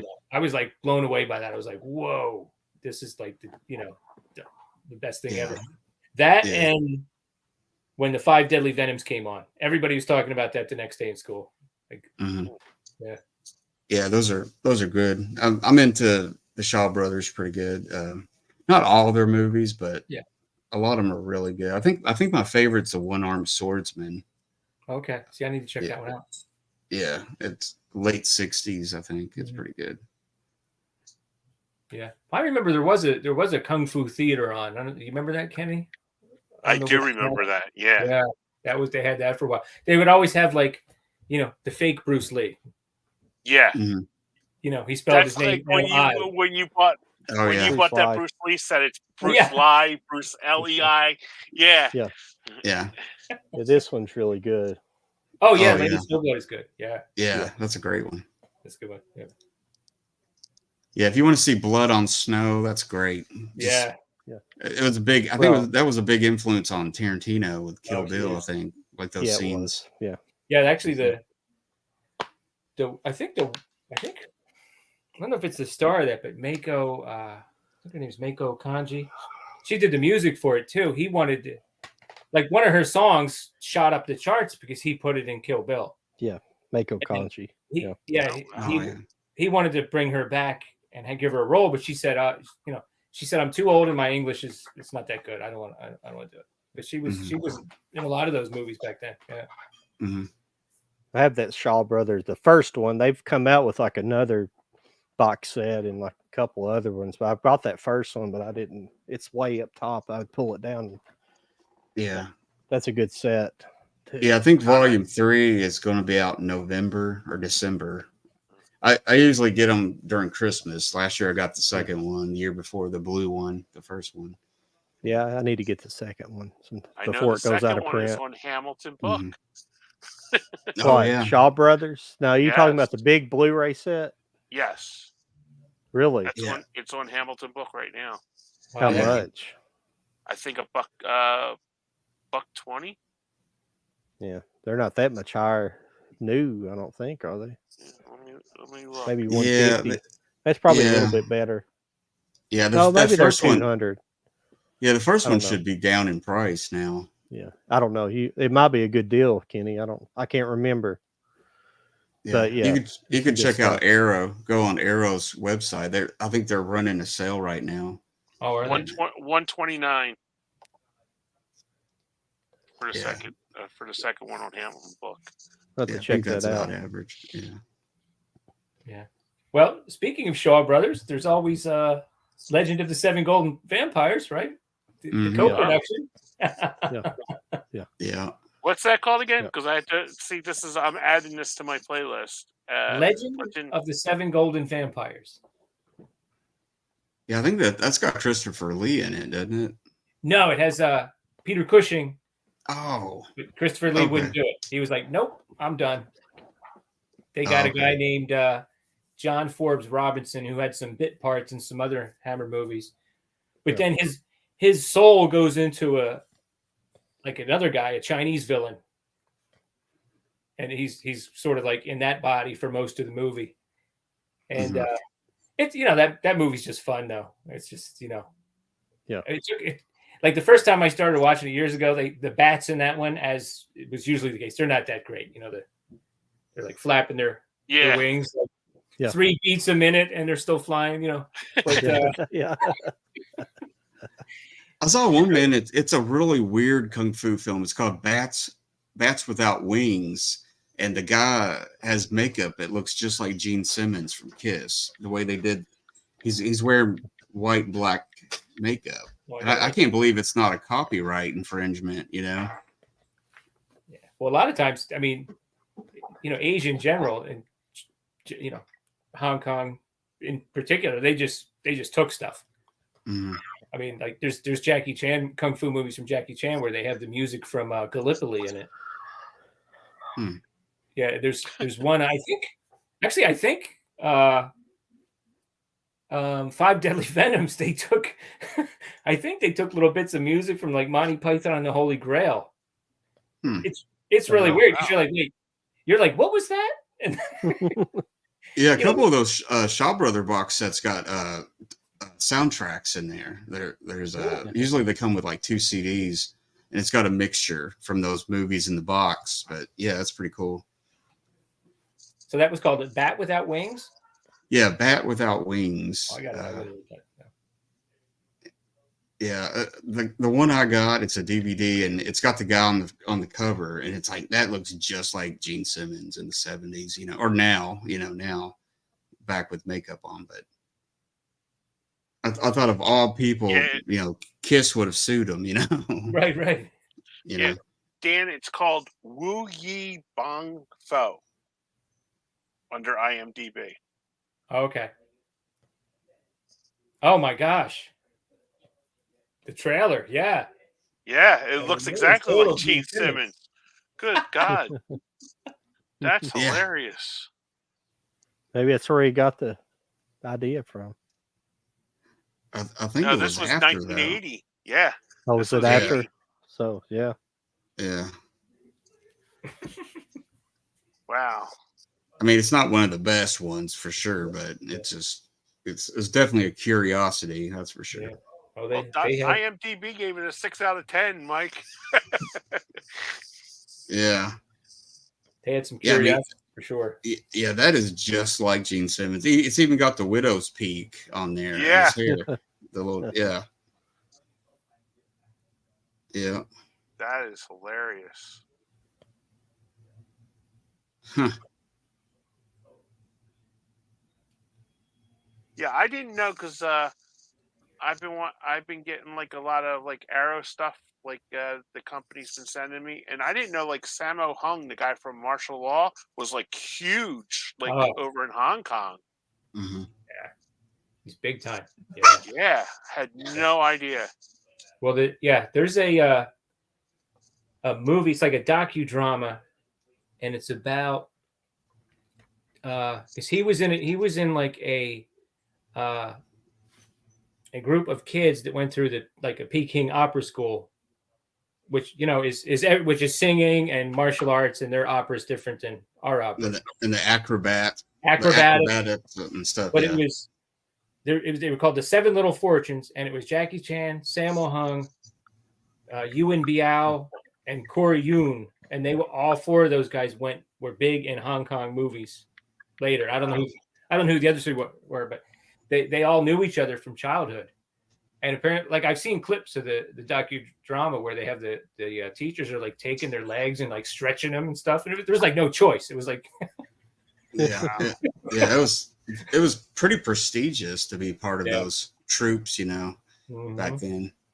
Yeah, and it was a lot of training involved. And like I think they would start as kids, and just keep working at it and stuff. Mm-hmm. Yeah.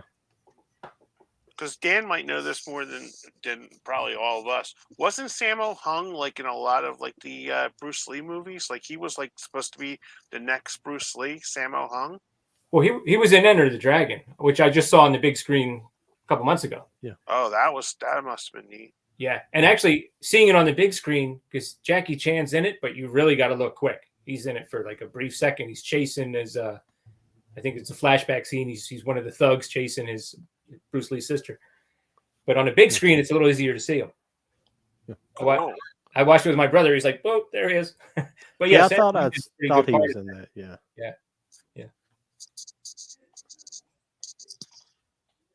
Yeah, because I just watched one of those Sammo Hung movies, and let me see if I can pull it up.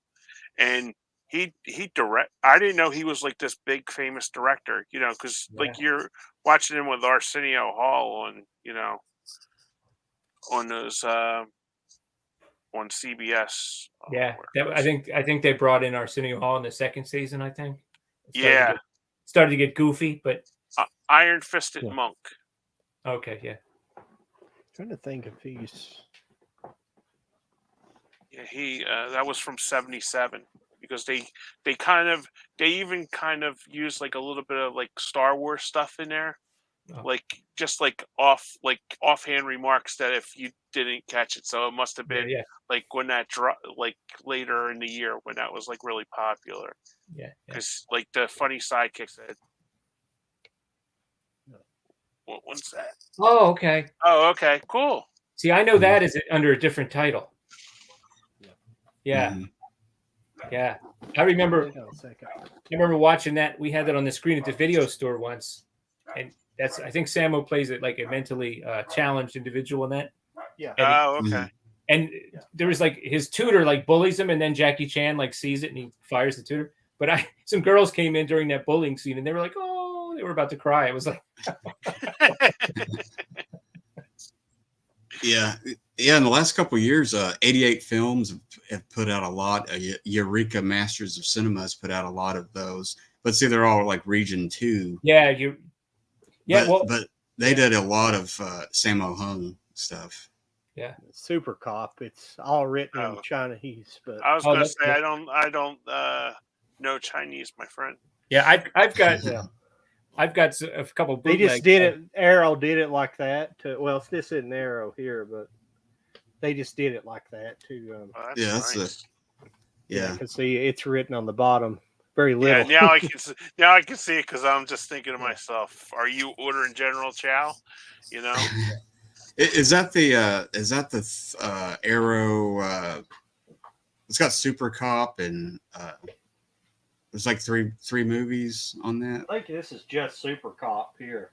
Oh, okay. Yeah, I thought Arrow was putting something out like that. Yeah. I think they may have one. I think I have a different one, just a Blu-ray. I don't know I got this. John, don't you have that the Jackie Chan collection? Yeah. Yeah, that's where I think I seen that. Yeah, actually, you know, Sammo Hung was in a movie called Enter the Fat Dragon. Are you kidding me? No, I'm not kidding. Oh, that's great. I guess he got to a point where they knew he was just not going to lose that weight, you know, and so they just went with it. Oh, Yeah. I gotta see that one. Because he's like a big bone guy, but he wasn't. Yeah, like, he's not a fat guy like me. He's just a big bone guy. Yeah, but he's, you know, obviously when he was younger, like in Enter the Dragon, he's, you know, you could tell he's a little chunky, but he's not, you know, he got bigger as he got older. The way it usually goes, but it's crazy. It didn't slow him down at all. That's what's insane. Yeah, there it is. I'm sorry with the glare. Yeah, it's my favorite Jackie Chan movie is probably his I guess he did a couple of things before, but technically his first starring movie was Snake in the Eagle Shadow. That's one of my favorites. Yeah. I used to have that on VHS. Yeah. Wish I kept That's it. a good one. Yeah. The guy that was really popular, like in the late '80s, we had a Rite Aid right down the street from us. They had 99-cent overnight rentals in the '80s. Was Chow? No, it wasn't Chow Yun Fat. He's in Pray for Death. Oh, Sho Kosugi. Sho Kosugi, yes. Yeah. I think me and my brother rented every movie he was in. Sho Kosugi, yes. Yeah. And we used to play those movies in Movies Unlimited, like on Saturday afternoons. You know, Right. yeah, Sho Kosugi. Yeah, that trailer for Pray for Death scared me when I was a kid. Yeah, It was the like boat scene. It was like Pray for Death. It was like, Jesus Christ. Like I'm used to people just kind of getting beat up a little bit, you know? And then years later when I saw it, I was like, it's kind of like there's a part where his son is hiding out in this like construction site and the bad guys come in and all of a sudden it switches to like Home Alone for 10 minutes. Yeah. And it's like goofy music and everything, you know, like I was like, oh, this is the movie I was afraid of. We were talking about this a couple weeks ago. I remember we were like in the, especially the early '80s, when video stores had just started popping up. All my friends were like into like all the ninja movies, you know, like the Sho Kosugi ones. And I remember my buddy would bring in the Chinese stars. Yep. And just like we like heave them down, like, you know, in high school and stuff like that, you know, heave them against the lockers and stuff like that, try to like escape. It's like, Christ, if we knew if like they ever got like a hold of us, you know, we would have been like right to the principal's office. Yeah, we used to make we used to try to make Chinese stars out of like a lid from like a Campbell soup can. Oh, okay. Somebody must have had like some kind of tin snips or something. And I remember a friend of mine threw one up in the air, and actually it was stuck in my roof. And it was like every day for a couple of weeks we go out and look at it. We'd be like, "Yep, it's still there." Yeah, I can see that. Yeah. We used to do that with paper too. We used to take the construction paper and then put like all kinds of paste and glue and just like a lid inside, like a Campbell soup lid in the middle of it, just to give us some weight. And we just like throw that around like the locker room or something, like getting changed for gym or something like that. Yeah. Stupid stuff that you do. Yeah, I had a buddy in elementary school, and he made them out of paper somehow. He folded it like some kind of weird origami. Yeah, throwing stars and stuff. I don't know how he did it, but it was real. They were real nice. But yeah, that was real popular in the mid '80s. Ninja stuff. How he did it was he took a Xerox copy. That's how we did it. we took a Xerox copy from the copier and then traced it on construction paper, and then just like, put staples in it, putting the can and stuff on there. Yeah, we did that. We did that in high school because we would like throw, especially like when we're in shop and stuff. You just like see one like whizzing by your head and stuff like that. I wonder if they still have shop classes these days, because I remember shop real good. I had shop all the time. Yeah. But I don't even know if they would trust kids with power equipment nowadays. Because I remember every marketing period you had a different one. Like when I went to middle school, we had print shop, wood shop, metal shop, and then of course, home economics, which was like cook a cake with 5 of your friends.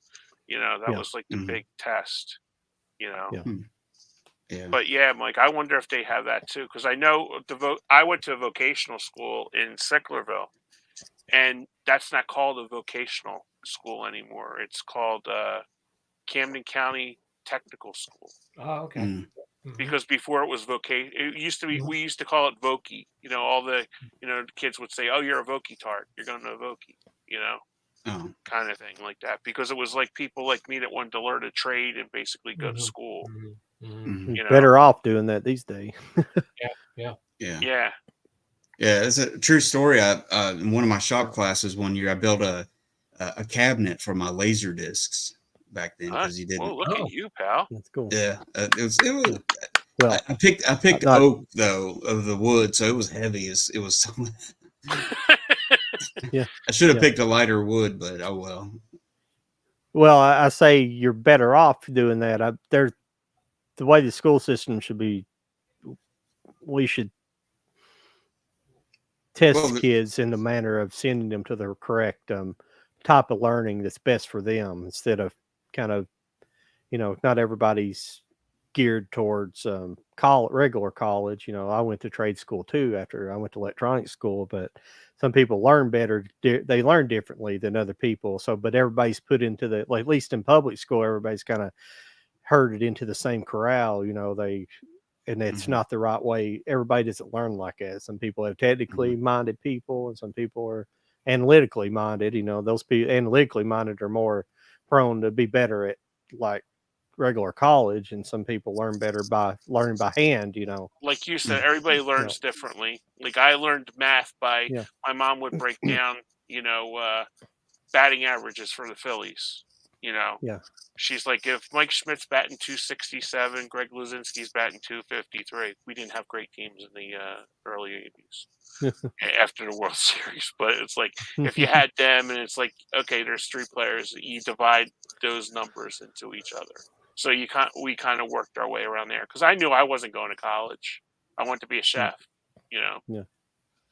So I knew I wasn't that bright to do, all the college stuff.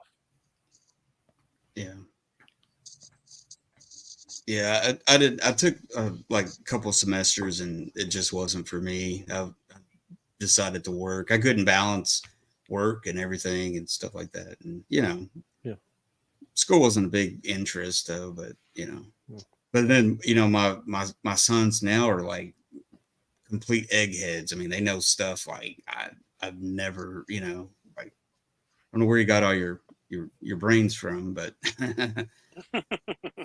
because I'm more like John said, like hands-on, watch somebody do it, and then work on a car, and that's all stuff you need to know, because kids need to learn trades and have something, because in a few years, man, it's like all these older people are going to be gone. It's like, who's going to work on the cars? And well, all these young guys, I see people like in their late 20s and 30s, they're like, they look like they're doing pretty well for themselves. Yeah, I went to a startup. There are all these people that I got a job at a startup. Everybody's getting a job at a startup tech. It's like, well, we didn't have that shit when we were kids. We didn't have that when I was getting out of school.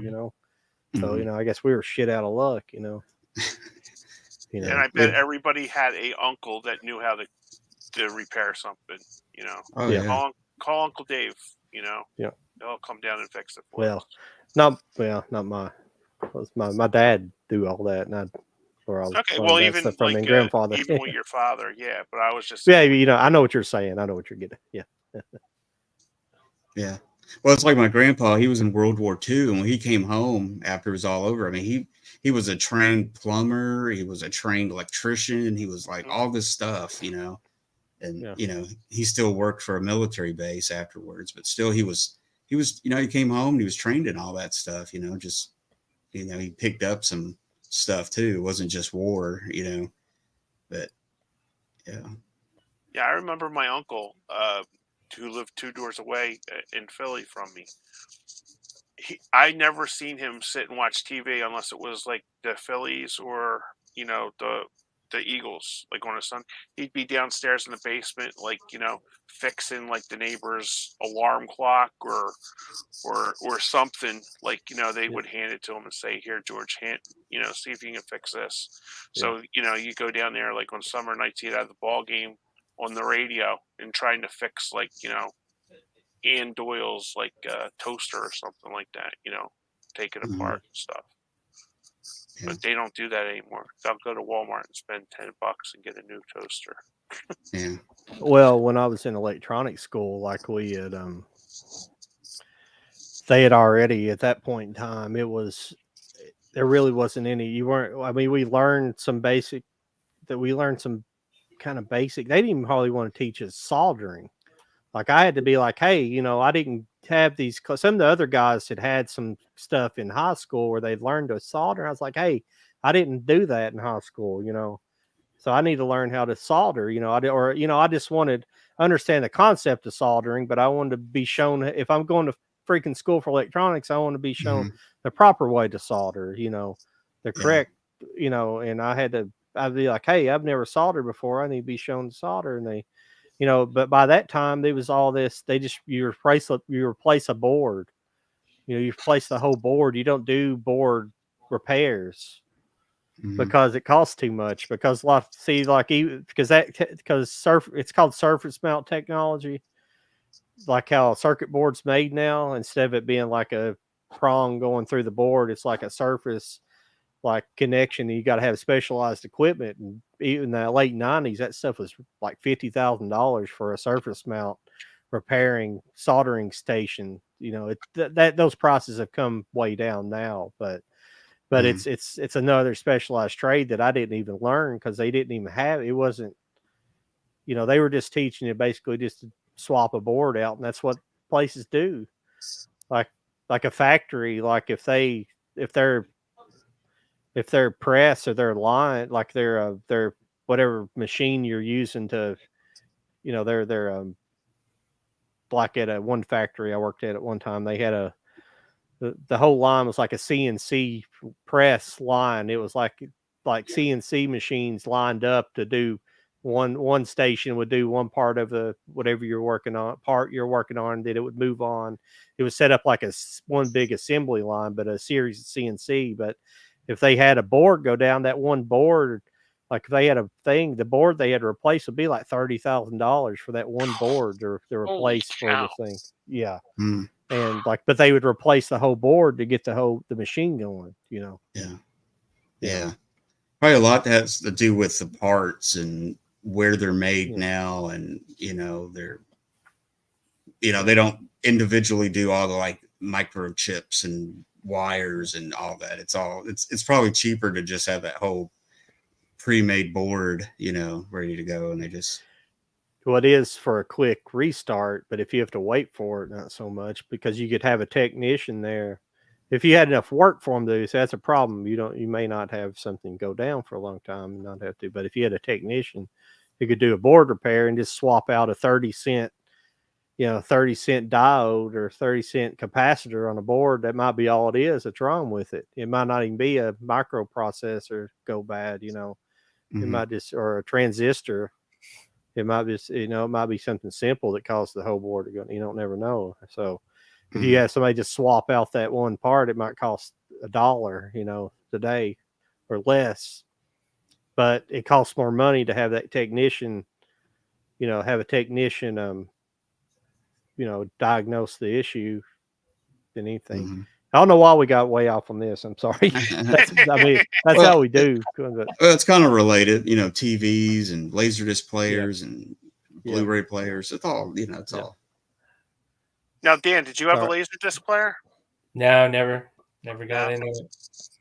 That would have been hard for me to swing. I would have had to come up with the money on my own, Yeah, they were very expensive back in the day, but now you can get a high-end player pretty cheap, relatively cheap.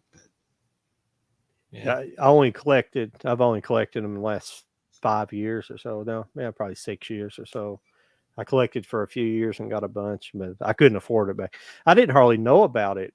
I barely knew about it until like the late 80s or something. I think I've told that story before. I had this kid that used to come down and visit his grandparents that were my next door neighbors. He was talking about his stepdad he was talking about Monty Python and the Holy Grail. He said, yeah, my stepdad has that on Laserdisc. I was like, what is that?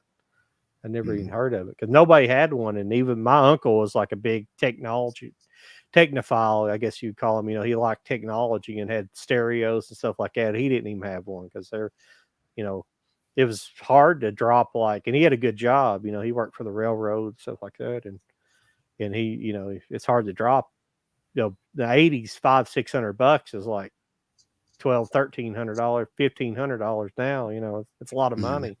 Yeah. When I was 15, you remember Circuit City, the kind of like Best Buy and stuff. I was 15 and I put my first Laserdisc player on layaway. Oh yeah. And paid for it for like 7 months or something. But I'd mow yards and birthday money and different stuff. And I was pretty proud of myself. But it was a very low end player. It was like a $400 player or $500 or something. But that was a lot of money, for a 15-year-old. So, but yeah. Like I told you before, that one player I have over here that I bought from that guy in Columbus, it was made in 97. It was bought in 97, come from Best Buy, and it was $9.99. It was a blue. Now it's a DVD. It was a DVD and Laserdisc combo, but it was. But has the auto flip and all that stuff. It was a nice player, but shit, $9.99 and 97 was a lot of money. I definitely couldn't afford it then. Well, a lot of them were like $1,200 and up for the nice ones and stuff. I couldn't imagine paying that. That'd be like paying $2,500 or something now for a Blu-ray, for a 4K player or something. You could get half of a home theater for that. I mean, You'd have a home half theater that was like almost, might not be the best one ever, but you could. Oh yeah. Now, do you guys have? I'm sorry. Do you guys have all region players or? Yeah. I got one. Yeah. I figured because of the variance, the total amount of movies that you guys have. Now you mentioned Eureka before, Mike. There's been some stuff on there. I'm like, oh man, I wish it would come out, somewhere else. And the one thing I did, they had a Angela Mao set. She was in Enter the Dragon too, and really nice. And that actually finally came out. I don't know if it ended up on Hamilton Books or where, but I finally. For a while, it was only on Eureka, and I was just like, "Oh well," But there's that the same guy Nigel Neal that wrote the Quatermass movies.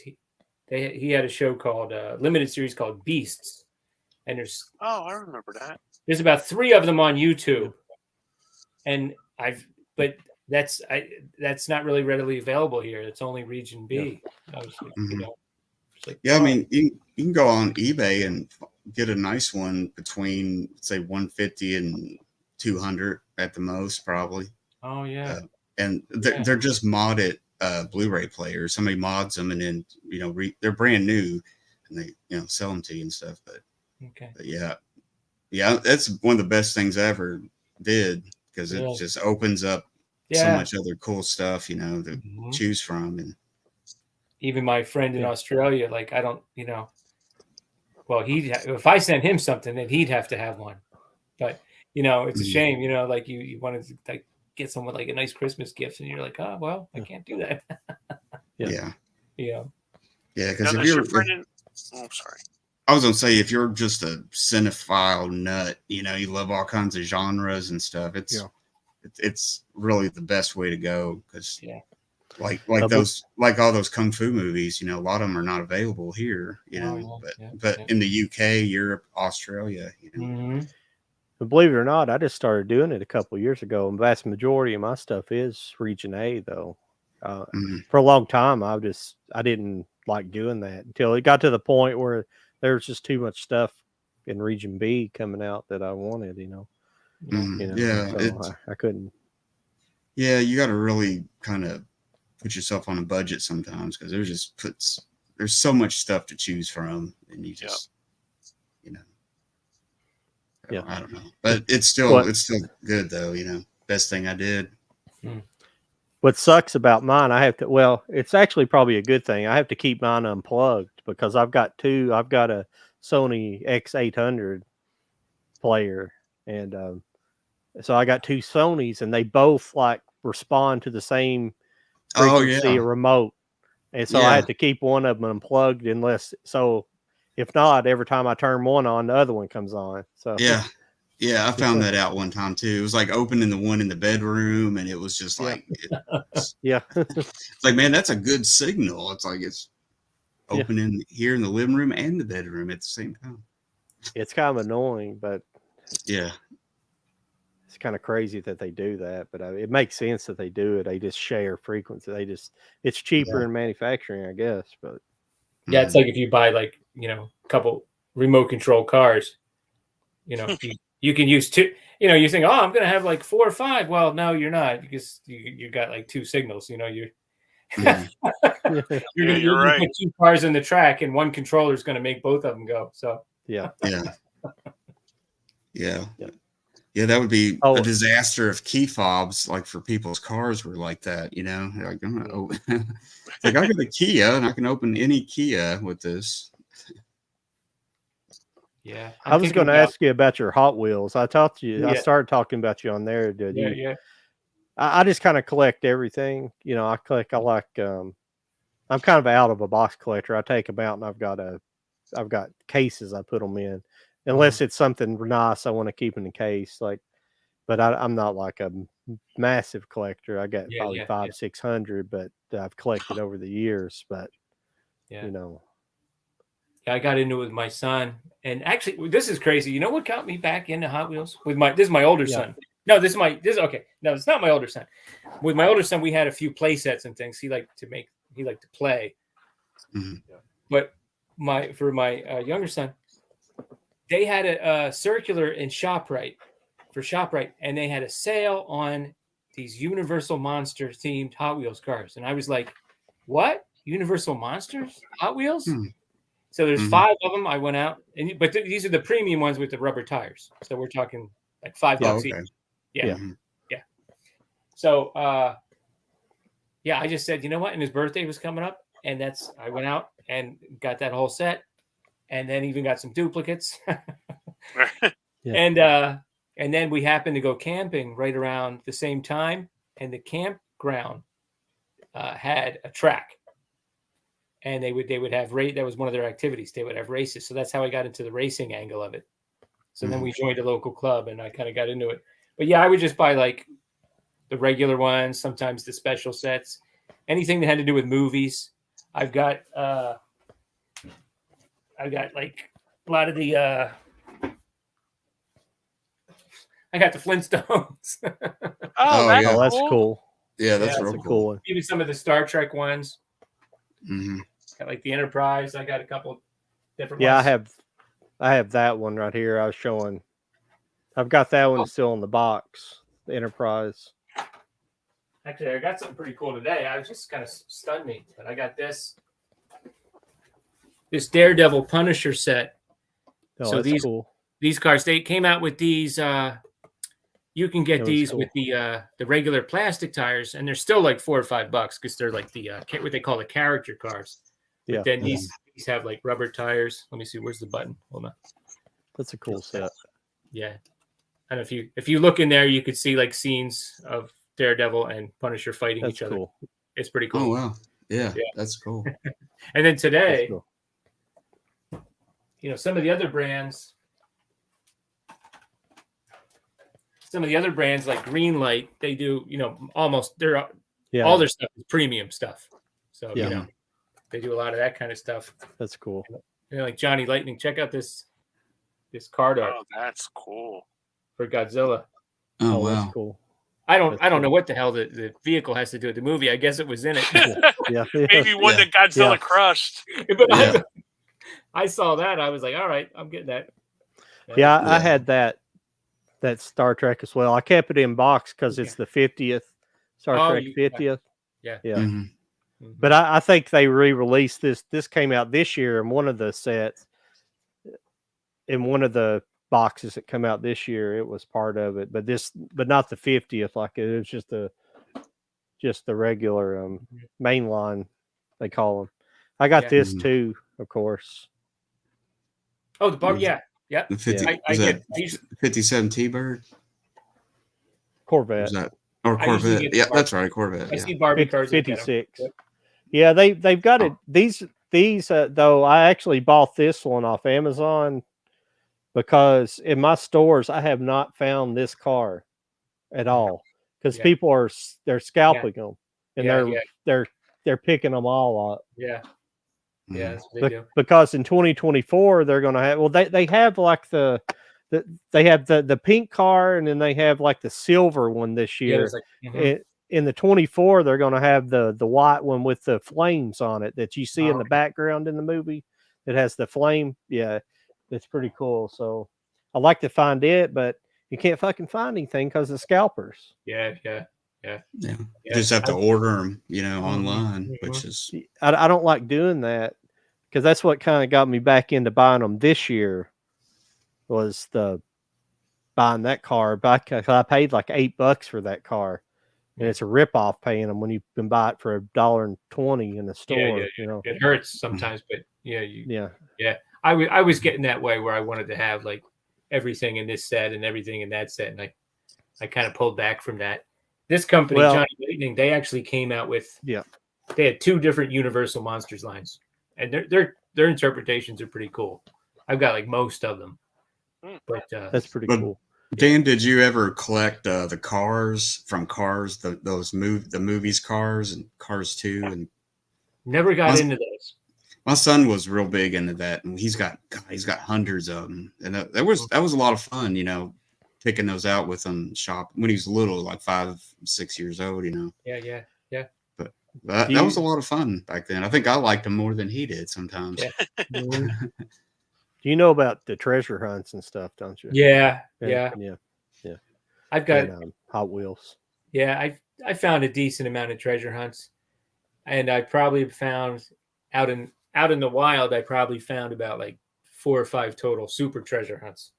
Oh yeah. Yeah, I've not found any yet. yeah, it's hard. Well, the funny thing is, I went into a ShopRite, and there was one year where they put a green stripe on the card for the treasure hunts, which made it so easy for the scalpers, for anybody. Oh, You just yeah. look, green stripe. Oh. So years after this car had been out, I found one in ShopRite. I mean, I'm like 5, 6 years later. So I'm like, why is this on the pegs here at a ShopRite? But of course I grabbed it, so it was a super treasure hunt. But it was kind of weird. Yeah. I'll ask for the 8 people watching. What the hell is a super treasure hunt? Treasure hunt. They call them chases or something. It's something you have to look for. It'll be mixed in with the mainline cars. It's if you go to a store and you got like your regular Hot Wheels, but it'll have like I can't show you because I don't have one, but like these days there's like a little emblem underneath the car. It's a little signal, and the car will have the emblem on it as well. But the super treasure hunt will have, and usually it's just, the treasure hunts will usually be just like the regular mainline, except for that emblem. Yeah. But the super treasure hunt will have rubber tires like the premium. Mm-hmm. And the super treasure hunt might have a different paint job as well. I have a better paint job than I think it's called Spectra Flame. They call it Spectra Yeah. Flame. paint. Yeah. Yeah. Yeah. And it's just something to people to hunt for. Mm-hmm. It's about all it is. It's something for adults to go crazy over. Yeah. Yeah. And sometimes ruin the fun, you know? Yeah. Like if I went went down the aisle in a Target once and I saw a case on the ground that was open. Yeah. And I was like, what's this? And it was 90% full. So I know exactly what happened. Somebody went and bothered the person that works there, even though they're not supposed to bring stuff out. Got them to bring it out. He opened it. He found what he wanted. And he just left it. Yeah. Yeah. I hate when people do stuff like that. Well, the people make videos all the time that they'll go through the cases, but a lot of those guys they'll usually find them on the cart and they'll go through the cases, but just leave it on the cart. But some of the guys will go through the cases and actually hang them up for them. Most of the time, they'll hang them up, but they're still going through them before anybody, it even hits the shelf, And then you got people who think like, this is my store. Yeah. Yeah. And it's like, come on, buddy. Like, calm down a little bit. Yeah. Yeah. Yeah. I remember working in the toy department during, this was when I was working at Caldor in Turnersville. And I was the assistant toy manager in there. I mean, people were just like mugging you for the Ninja Turtles. That was when the Ninja Turtles had just first came out. Because the girl was like very rare in the cases. Oh, yeah. Or something. There was like one a case or something. I don't even know who the hell the girl is, And it's like, I'm pulling all these out and putting them on the peg hooks and stuff. And it's like, did you come across the girl? I'm like, I don't even know what you're looking for, because the only thing I was collecting at that time was starting lineups, the starting lineup figures and stuff like that. So it was like I didn't know what the hell they were asking, because you'd have like moms that came in and say, "I want all 4 of the boys," So it was like I don't even know if they knew that there was a girl figure in it, unless their kids told them about it. So I would just like pick them out, and they're like, "Oh no, one has a different shell color." And I'm like, "Here, lady, go through the box." I really could care less, because I wasn't into the collecting like that. I was more into the movies, Right. with that. So, but we'd have the same guy. He was an attorney. I found out later on. He'd come in as soon as the store opened up at 9:00 to see if we got anything new. He'd be in there 5 days a week. Yeah. Monday through Friday looking for stuff. Yeah. And even during Christmas time, when we have like the pallets like all spotted out and stuff to put down the aisles, he would say, "Hey, can I go through these boxes?" I'm like, "No," Right. Yeah. Because they basically they make you do double work, and if one person sees you going through the boxes, everybody's going to hop on there. Mm-hmm. That's the thing. That's what I'm saying. Like, like some people just have a way of like being pushy and to get what they want. And the other brands, some of the other brands where you're talking about not 1/64th cars, but like 1/18th scales, they would have like chrome version. Their chase would be like called a chrome version. And wow. Super chrome. So there were some cases where they would have like it would be like 100 total. And then for the super duper one, it would be like 10 total. And then you would see videos of guys going in and getting like hooked up. They would go in like in the middle of the night when they were. And now we're talking about a $20 car that they can flip for a couple hundred, and they're finding they're finding 3 or 4 in one night. So, Well, I'm pretty sure some of these. I don't know if you ever watch any of the YouTube videos, but there's some of these guys. I'm pretty sure that they're setting up their videos so because they'll be finding like 3 treasure hunts in one store and stuff. Mm-hmm. And I did catch one guy. There's a Florida. He's a younger guy, and him and his wife go out, and like he's always says, "Well, when my wife comes with me, I have a good luck." And every time he like finds treasure hunts, and he found like 3, and two in one store, maybe one in the other. But one of them I know he set up because like earlier in the video, his wife was going through and she dropped like a Batmobile off the hook and it fell down. And then later on, they acted like they like cut it so it looked like they had went to another aisle and was looking, because she picked up that Batmobile and hung it up later after she found the treasure hunt. I was like, "You already been there." That they messed up. I don't think they realized they put that back in their they're at it, but they kind of give it away what they're doing. I was like, when I seen that, I was like, I think I don't know how they do it. I don't know if they send a friend in before and they go through the boxes and then they act like they found them on the shelves. I don't know what they're doing, but I know some of them are deaf. Because one guy went in there and he found, you know how they have the dump bins? Yeah. He found one laying like right on top of the dump bin, a treasure hunt. I think it was a super treasure hunt. And then he found another, he dug down in there and found another one. Then he found another one on the pegs. He found like 3 that day. And that's the odds of that, you know, pretty, unless they had like 15 cases. Yeah. You know? Well, good thing you had a camera on them. Yeah. I see. Sorry, I I'm see talking. one you... Go ahead. I'm sorry. No, I'm sorry. I'm talking Hot Wheels. I don't have anybody talk Hot Wheels with much. So Okay. No, I was just going to say I seen one YouTuber I used to watch all the time, and apparently Walmart has these like these steel books. I don't collect steel books, so I don't really care. But they're like what is it? The Halloween Leprechaun. There's like 5 different steel books or something. They're like about $30 a piece. On the Saw yeah, series. that's it. Saw, Leprechaun.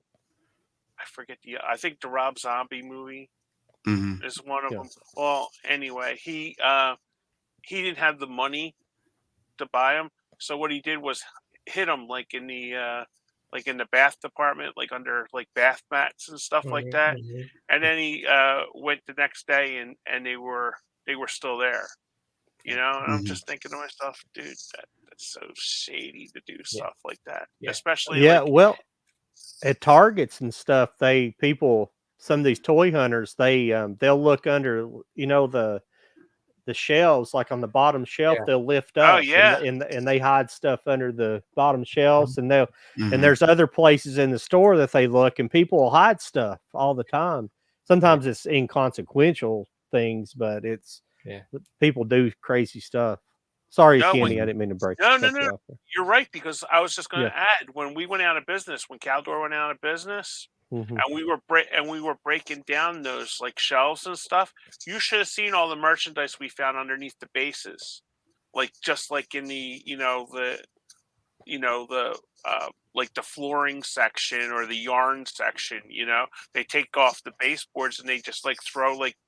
We found like I'm not kidding you, about like 40 VHS movies, and we thought we sold all the VHS stuff. You know, wow. So we were going out of business. So it's like, hey, who wants Speed? You know, handing them VH, because it's like, let's see, we're out of a job. You know, the place was going out, so me and another person just took about 20 of them home. You know, it's pretty awesome. Yeah. I mean, and they were just like they were just like Top Gun, Speed, Frankenstein. I don't have them anymore, but it was just like, you know, we were just breaking down the stuff, you know, and it was just like when we found all this stuff. Yeah, that's pretty cool. It's crazy. It's absolutely insane. Yeah, the combination of YouTube and, you know, eBay and reselling things, that just kind of took some of the fun out of a lot of stuff, you know, really. Yeah, you're right. When everybody starts doing it, you know, it's just I love eBay though, because you can. There's certain buyers that I stick to that I trust, and even if there's a couple really good Goodwills that have really good good prices on their movies, like DVDs for like $2.83 and free shipping. You know, so, and a lot of them are like hard, I think, because a lot of the Goodwills that I've come across, like there's one in Dan will know this, there's one in Turnersville, and there's a Salvation Army in Turnersville, right across from the Target in Turnersville. Those ladies have no idea. They were like my mom with movies. So it's a stupid movie, you know, just put it out there for 99 cents. They have no idea of the value of some of these, and I don't go. There's like some of them I don't go like looking. If I have like an interest in something, I'll buy it. I won't buy it just because it's valuable. Right. You know what I mean? Well, it's better than like half price books. I don't know if you guys have those up there or not, but no, we don't. but it's Half Price Books. We got them down here, and I think they're up in Ohio too. But they're just media stores, sell books and DVDs and all that stuff. But they got like their own little department where they do the buying. Like when people bring stuff in, they buy stuff, and they also search everything they sell on the internet. So everything goes out at like top dollar, and they give you pennies on the dollar for everything. Crap. Yeah. I had my one YouTube friend, Patrick. He found he goes to the library like once a week. Oh, he finds so much great stuff. I am so jealous of him. He found a copy of the original My Bloody Valentine in the plastic at the library. Wow. For like $1. Oh wow. Well, just this week, he's have Cheeto of You, Patrick. That's he bought like all these BBC Acorn TVs for like $1. Yeah. Wow. Like Foyle's War. Foyle's War. He said I asked him, I said, is that the whole season? Because it was like this big. He was like, he's missing 2 seasons, so he's got to track it. Yeah. Yeah, I've got all those, the box set. I don't think I paid very much for it. It used to be really expensive, and I found it for little or nothing on YouTube. Yeah, now the DVDs, the quality's kind of shit on it though. They didn't have really good transfer, but I think that's the only way it's available. I don't think they ever transferred it up to Blu-ray. The whole thing. I think maybe you can get like a last couple of seasons, maybe. I don't know, but yeah, I think the best thing to watch. Yeah, I think the best thing I ever found at Goodwill was the Monty Python TV show, the whole series, and it was DVD though, but they had like $5 on it. It's like, oh my God, that's awesome! And it was in near mint shape too. I'm just like, man, I'm taking this right now. I'm running with it. Yeah. I found at my Salvation Army, I found a couple good ones. I had heard of this guy Fellini before, but I never watched one of his movies. Okay, and I found a brand new one that was still sealed. And when I got it home and I like scanned it in my database thing, here, Amazon wanted like $150 for it. I paid 99 cents for it. I had no idea. I just picked it up because it said Federico Fellini on it, and I just And the other one I got was the Charlie's Angels complete season, the whole box set, from Mill Creek. I got that for $1.99. Oh wow! Yeah, there was nothing wrong with it. It was still wrapped on the top. Pretty good. Yeah. I wonder what Fellini that was that high. That must have been before they were releasing on a Blu-ray or something. Because I have it on my blue database thing. You told me once before, and I forgot what it was. So it was. Well, if it's Criterion, some of those early DVDs. It is a Criterion too. Yeah. Yeah. Some of those never did come back out on Blu-ray or anything. Yeah, because I didn't even take it out of the wrapping, because when I seen it that much money, it's like, oh, well, maybe somebody else that will like him, will. And I don't like that, because I'm just all about the. It's called Knights of Cabria. Oh, okay. And it was the Criterion Collection. Yeah, I think that one's on that comes with that big set that came out. I'm pretty sure I have. It's on that set, I believe. But that's pretty cool, though. Yeah. Yeah. I had no idea. I had just like looked in my book. We had just been talking. Me and my buddy were talking about that the prior night about Fellini movies, and I had never seen a Fellini movie. He goes, "Oh, you gotta check that out." And I turned to my other friend who was with me, and I said, "Oh, check what Fellini movie." And he's like, "Oh yeah, Terry was talking about that one the other night." And I was like, "Yeah, that's why. The only reason why I bought it. Had we not been talking about that, I would have left it." Yeah, I like his movies. So I haven't seen them all. I've got a bunch, and I've watched quite a few of them, but. He's got some good movies. Now, Dan, what's your favorite genre of movies? Probably horror, I suppose. Horror. You know? I mean, I've gone through like a lot of different phases before. I like westerns, but I like some westerns. I never really got into like the John Ford, John Wayne westerns. I really got to go back and watch some of those. But all the Clint Eastwood, all the Clint Eastwood ones, and all the spaghetti westerns. Not all, most of the major ones. Yeah.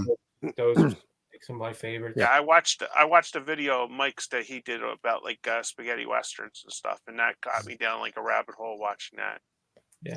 Watching westerns. Yeah. And actually, it's interesting. You see a lot of the horror guys wrote a lot of those. Yeah. Argento and Bava. Bava. I saw the one. What is it called? 4 of the Apocalypse. It was the one directed by Fulci. Yeah, I was about to say Fulci. Yeah. It's you're watching this western, and all of a sudden someone's like cutting off a slice of someone else's buttocks.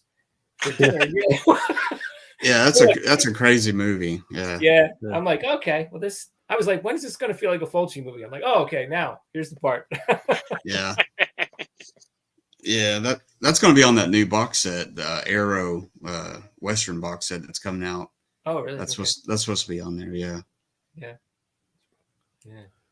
But if you would have asked me when I was a kid, I probably would have said science fiction, because even a lot of the horror movies that were on TV were like of the giant monster, giant bug ones that were probably like more like science fiction. Yeah, that's one of the first videos I seen of yours when you were going through like the 50 sci-fi monster ones. And I was like, oh, this guy's right down my alley. I love those movies. Yeah, I got that one set because I would always get the titles mixed up. The Beast from 20,000 Fathoms. Yeah. And even now I'm stumbling in my head. It's like the giant squid, the giant octopus one, the bipedal guy from Venus, and the 4-legged Rheodon. I always mix the titles. Always get me. I can't. And the funny thing is, like, I would rather. I'm not into like those Funko Pops. Thank God. I would rather save up and get one of those Harryhausen figures. But if you look, I mean, they're expensive. There's some Harryhausen collections that are way expensive, like $150. Yeah. That's why I was going to tell Mike. We were I couldn't remember what set I had, and it was like right above my head. I was looking for it the other day, but this is the one set that I have. Oh yeah, that's awesome. Yeah, I'm gonna get that box set. You just reminded me of that. I got one of those Harryhausen ones. Hang on. Yeah, it had.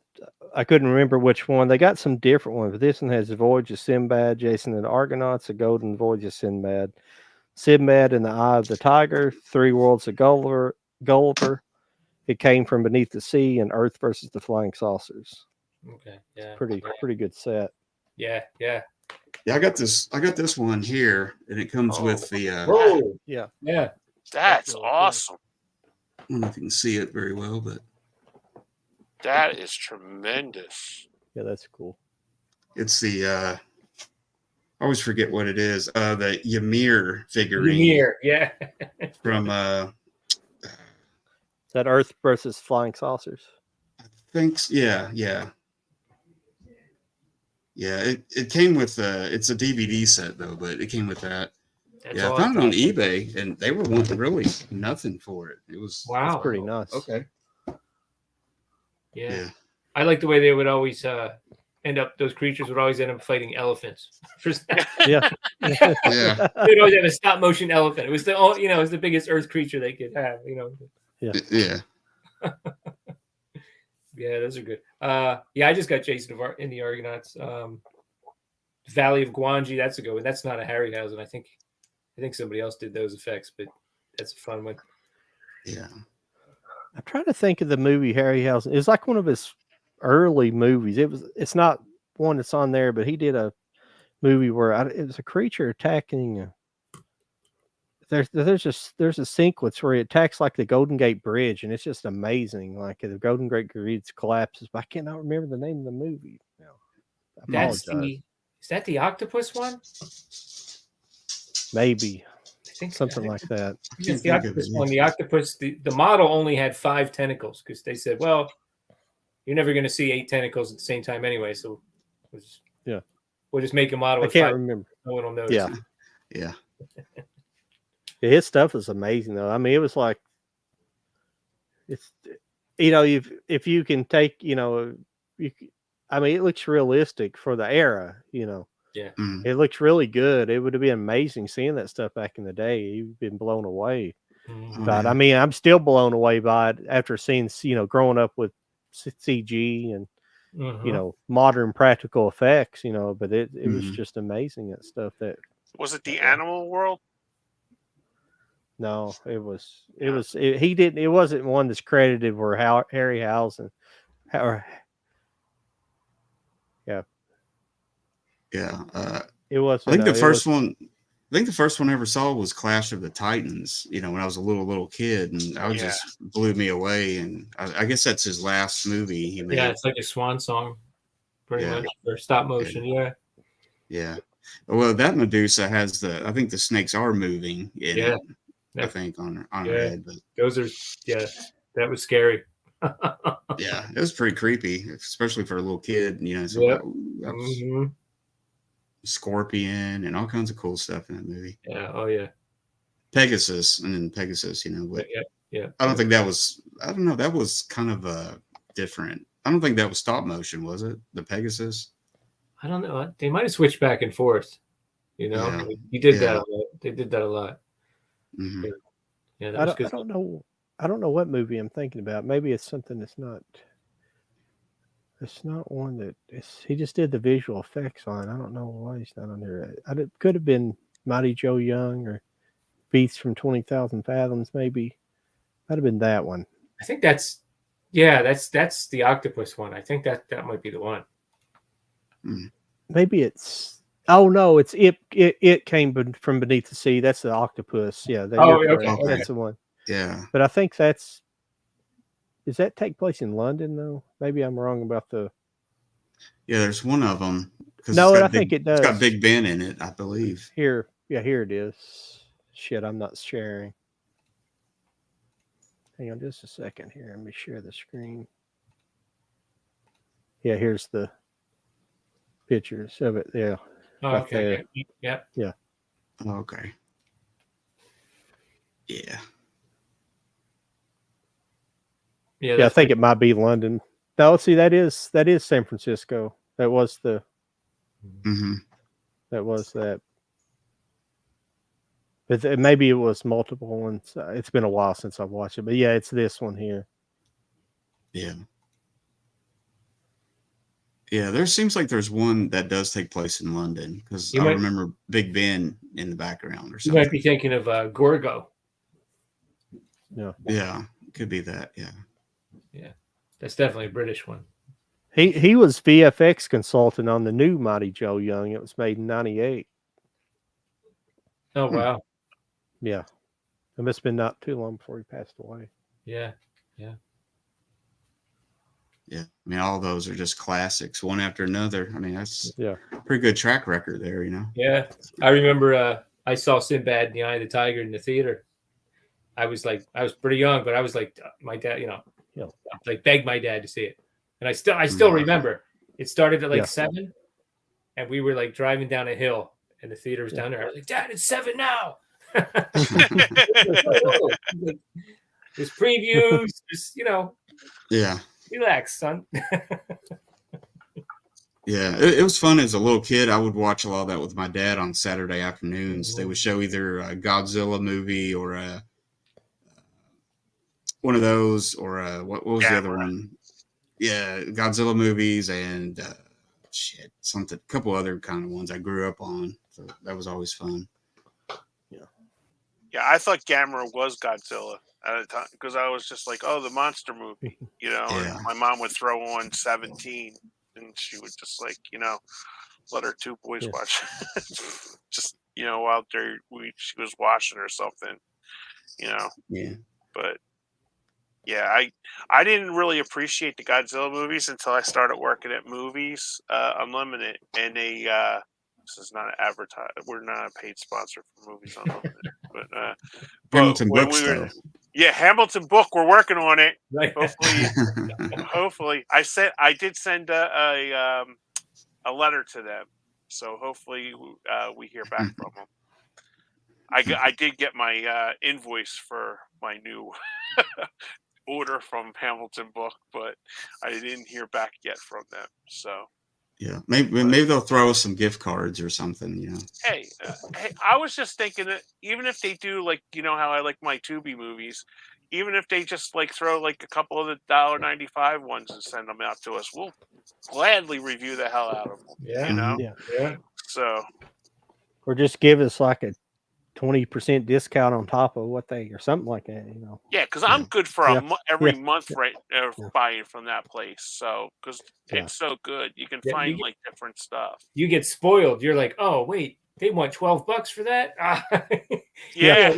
Meanwhile, there's other YouTubers who are like, oh, I got the a 4K of Roadhouse, even though I have 7 copies of it for $40. Thank you, Dan. Yeah. Thank you. Yeah. See, another reason why I like Dan's channel is because he's like me, just wants to watch the movie. Yeah. He'll get like a DVD version of it, and just so he has the movie to watch. He doesn't need 28 copies of Thor: Love and Thunder because it has a funny steelbook finish or something like that. You know. Mm-hmm.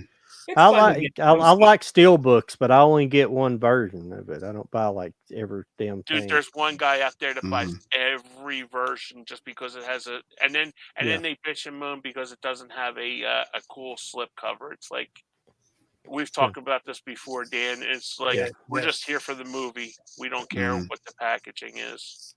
Yeah. Well, the reason I was buying steel books so much, well, I mean, not so much. I don't have very many of them, but why I started buying them was when the 4Ks came out. Like the 4K steelbooks were only a few bucks more than the regular 4Ks when they first started coming out, but then the prices started kind of pulling away and getting cheaper for 4K. So I was just go ahead and buy the steelbook when I was getting like that particular title that was on steel. It's either the steelbook or the regular 4K. I was going to get the steelbook because it wasn't much difference in price. So that's why I did that. Yeah. But I still get them like that Human Centipede I just got was steelbook. I didn't even know it was steelbook. I didn't even know it was steelbook. I bought it. It didn't say. Dan, I don't know if you caught the show last week. We were talking about the Human Centipede, and I had no idea what that was about. Oh, you didn't know? Oh my God. I had no idea. Yeah. And when John told me that, I just started bursting out. That was my reaction. I just started laughing. Yeah. Because we were talking about horror movies with Ashley. Was her name? Lauren. Lauren, yeah, the Analyzing Horror Girl. And I said the worst thing that I ever seen in a movie was Hostel, where he got the X-Acto knife and cut. Yeah. Because I ruptured my Achilles tendon, so I know what I had to go through. And then when he says, "And now you can leave," and then the next day I'm talking to John, and John goes, "I bought that, Kenny." I'm like, "You what?" After I went through all that hell, talking about that, he went out and bought it. Like what? Hostel. Oh yeah. Well, I'd already ordered it by the time before that. Yeah. I'd ordered it before the show. I just hadn't got it. Yeah. But yeah, this is. I'm like... Yeah. Yeah, I've never seen that. I've always heard of it. I've never seen it. I've never seen it either. I saw the first 2, and I don't think I need to watch the third one. I did kind of enjoy the first one. Oh, that's sweet. Yeah, that's a good one. Oh, is that the 88 version? Yeah. Yes, with Shawnee Smith. Oh, yeah. And then Kevin Dillon, right? I didn't care about Kevin Dillon. Shawnee in 1988 was prime real estate boy.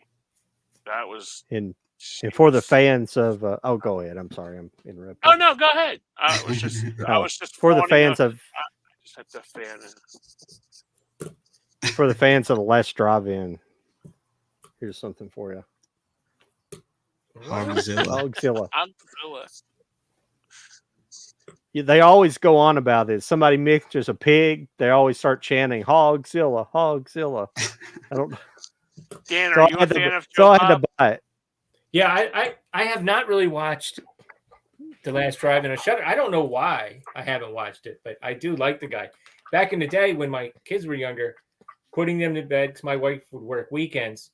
Putting them to bed, they would go to bed at the regular time. And back, he was on what, TNT or something? Monster Vision, yeah. I remember that Yeah. iteration when he was on TNT, and I was, that was I loved it, even though like the movies were cut, and you were Commercials, watching yeah. movies you'd already seen, mostly for his comments and commentary. Yeah, exactly. That's Yeah. the only reason why I ordered Shudder, because I wasn't really into horror movies, but I knew, Joe Bob's on now on here, and that's why I got it. And it's just like some of the commentary he puts on them is like hysterical. I just love the show.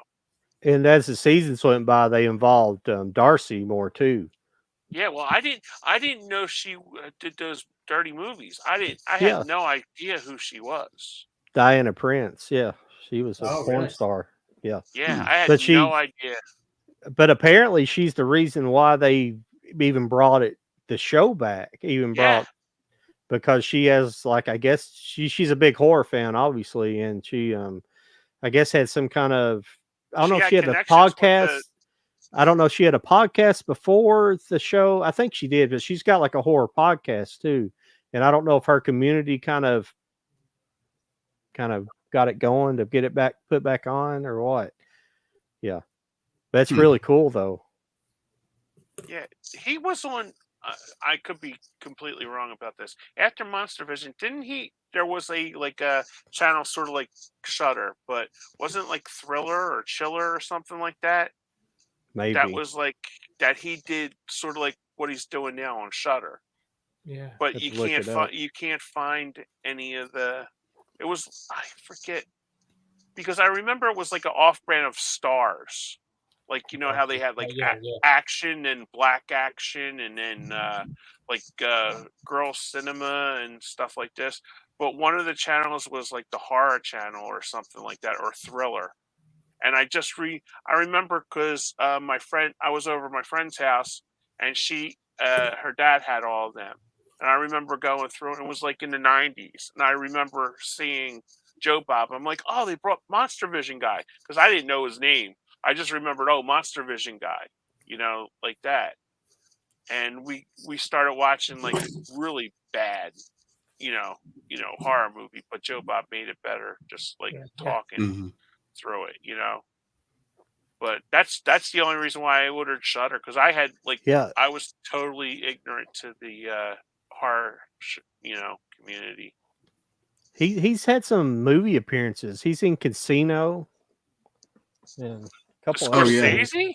Yeah, he works at the casino. Yeah, he's the nephew of somebody higher up or something. Yeah, I'll have to look out for him now. Yeah, he was in know that. Here, let's see. Let's see here. His filmography: The Texas Chainsaw Massacre 2. He's a judge in a movie too, isn't he? Because Great Balls of Fire.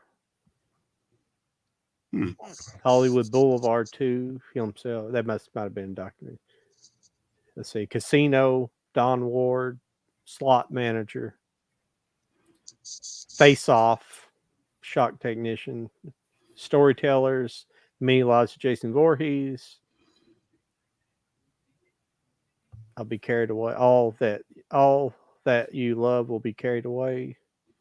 Okay, there's not a lot of like Inspector Mom. There's not a lot of big stuff after this. Just looks like horror movies and stuff. But I think he was in like Married with Children, like an episode somewhere. And you should check that out, Dan. I think you'd like that. Yeah. Because I think Shudder's like one of the streaming services that are like really cheap. I think it's like only $5 a month. I have it. I have it right now. Oh, you do? Oh, okay, great. Yeah, I've done a couple random reviews. I've picked things out randomly once in a while. I haven't done it in a while though. And to be honest, like, you could probably, what I should do is like, I've heard it's actually hard to get rid of. To be honest with you, I don't know, but get rid of it for a couple months and then get it again. They had a couple original movies that were like really good. Like I think Yummy and what was that? What was that insane bloody zombie one in Taiwan? What the heck was that called? Train to Busan. The Sickness. The Oh, Sickness. Sickness. Okay. Sickness. You know, then I kind of felt like, oh, I'm going to get rid of it. And they're going to come out with like another one of those that's only available on Shudder, you know, and everyone's going to be talking about it, you know. But yeah, I seen too, and I was telling the guys about this a couple weeks ago. A Spoonful of Sugar is really good. That's on there, and it's called the Gin. DJNN.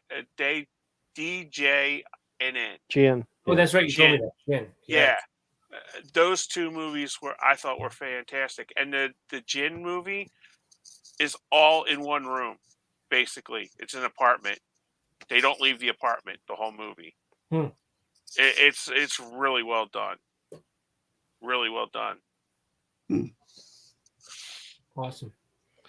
Now the Hogzilla that I've got over there is not the movie. I can't find the movie because Joe Bob's in that movie too, but I can't find the movie to buy it anywhere, so I don't know what to. Yeah. I just thought that was funny because I got it for like $5 or something. It's got like 4 documentaries on there about different like sharks and things like that. So, oh, okay. Yeah. I wish I could find the movie because it sounds interesting, but nobody has it. That sounds like a movie he should be in, Hogzilla. Yeah. Yeah, he fits in on that good. But the writers and stuff, his commentary is really good. But he has writers, both of them. But but they it's really good. His delivery is really great. Yeah. He probably knows a lot himself, but I think he does. I saw the Cinemassacre guy interviewed him, and you could tell he knows a lot of stuff, and he remembered back in the day, like, oh, this, you could only show these certain movies, and then this one, and I had to watch this damn movie 10 times, and he knows a lot of stuff. I like the thing he used to do on Monster Vision when he would say like, oh, let's get back to the movie, and then he would turn to the camera and say one more hilarious thing. You know what I mean? He still does it now. It's so funny the way he does it. It's like, you're right. It's like his delivery is just. Yeah. You ever notice that this, is something, and it's so funny? Because it's always something you probably like noticed in the movie that just like stuck out. Like. Like he'll keep on talking, and he'll keep on talking, and Darcy will say, "Can we just watch the movie?" Like that. Yeah. But yeah, I had no idea. One of the old monster movies they did on Mystery Science Theater, for some reason, every time a character walked in a room, he would bring his knee up and put it on a table. And they just kept doing it. And they would go like, oh, here goes the knee up on the table. And they would be like, and 1, 2, 3, up, It's funny as you watch, because I still like watching Mystery Science Theater, and John, that stinking loser, he has like almost every volume of the Mystery Science Theaters. Yeah. And it's like when you watch it now, it's like your mind goes back to like early 90s, because they're just like all the stuff that they're talking about, Mm-hmm. It's like, especially like when they do a Patrick Swayze Christmas, my niece turned to me and goes, "Who's Patrick Swayze?" Yeah. I'm like, "Honey, it's the guy from Dirty Dancing." She goes, "Oh, he was popular?" I'm like, "Yeah, he was popular." Yeah, I'm hoping I got that one compilation from Hamilton Books, but it's just a random one. I hope they come out with the rest of them. Yeah, that would be nice, wouldn't it? They come out with them. Oh, check this out. My daughter got these for me from Etsy. Shut up. Yeah, she got me a poster, and these are 3D printed. Somebody made these. No way. Oh, that's cool. Yeah, that's a good job. Yeah, pretty cool. So she got me a poster, and she got me those because they remember, like, me laughing my ass off when they were little kids. And they would watch like the host segments. They would always run out and watch the host segments. And every kid, when they would say We've Got Movie sign, and they would go down the tunnel. Yeah. Every kid loves that part for some reason. Yeah. Yeah, because they were, Mike or Joel were always going, "No, it's movie time!" Yeah, I just got this one. 35. 35. Yeah. Yeah. I think that's the only one they had. Yeah, I think you're right. But I've got a couple other odd. What else do I got? Somewhere. I got Mitchell. My kids got me Mitchell one day. That's my favorite one ever. For Father's Day, they got me Mitchell. Yeah. Oh yeah. I love the sex scene when he's like on top of he's gonna crush that pretty girl from Dynasty. And then they noticed the jar of baby oil on the bedstand. Yeah. Like, and it's like everything's so random. Like my favorite line from that is like, "Isn't that Al Noga?" And it's like if you didn't watch the football in the 80s, you had no idea who the hell Minnesota Vikings Al Noga was. Right. You know, it's just like so random the stuff that they do in there. I like the guy who's breaking in at the very beginning of the movie and he's like, they're like, is that Johnny Mathis? And then he starts singing. Yes. Chances are, yeah.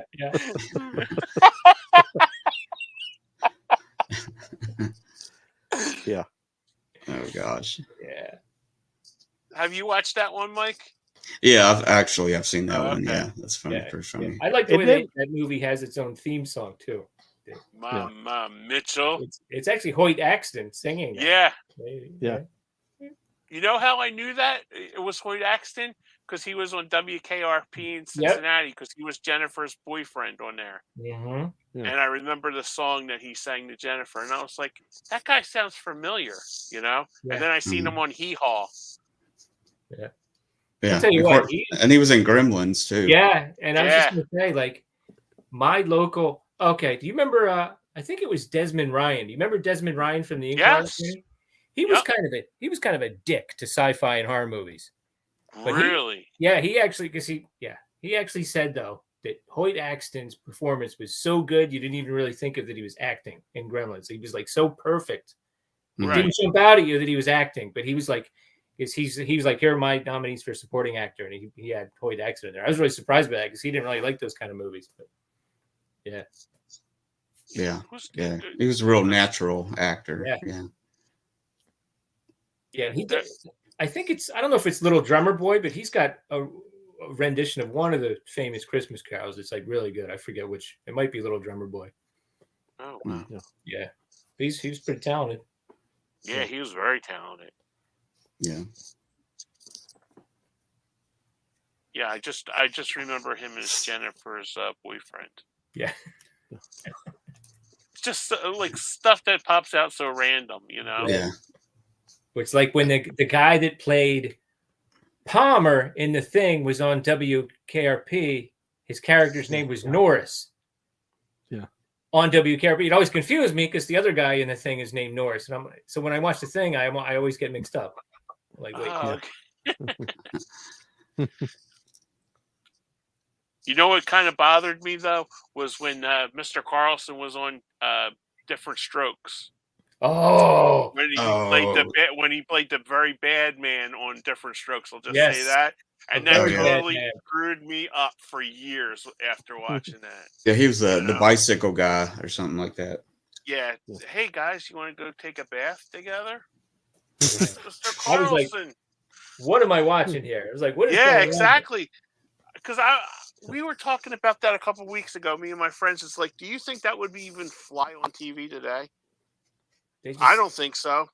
Yeah, they just snuck in those very special episodes, and it was like, yeah, very. Can we get a heads up here? Yeah.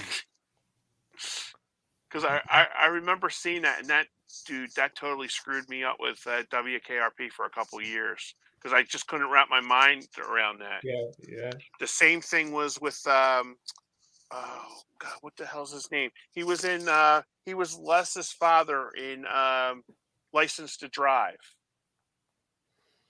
Oh, Richard Mazer. Richard Yeah, Mazer. he was also in in the this. thing. Oh, okay. Yeah. Oh, He yeah. was Yeah. he was in this movie about like he was pimping out like little kids to take the pic. It was like one of those big like late 70s, early 80s. Yeah, it was Because the made for girl, TV. yeah, made for TV that was in she was Audrey Griswold in the European Vacation. The girl that was in that, Mm. Dana Hill or Dana Hill. Yeah, Dana, I think that's her. Yeah. Yeah, and I was totally messed up because I'm thinking, oh my god, that's Ann Romano's boyfriend on one day at a time, And it's like you don't when you're a kid, you don't piece these things together, Mm. Yeah, I have a book about made for TV movies. I don't know where it is at the moment, but that one was messed up, and then the one with Linda Blair, Born Innocent. Oh yes, I With the- just recently seen that on Tubi. with the broomstick. Yes, in the bathroom. Yes. It led to the creation of the safe viewing hour on TV because a lot of parents were like, whoa, it's 8:30 at night. Why is it, what's going on here? Yes, some of them used to be like after school specials too. The ABC after school specials. Mm-hmm. It's like you coming home and it's just like, I remember watching that one with Mr. Carlson. No, man, that Different Strokes episode. Me and my brother still, that's like what, 50 years old, and we still talk about that today. And you know what? What's his name? What's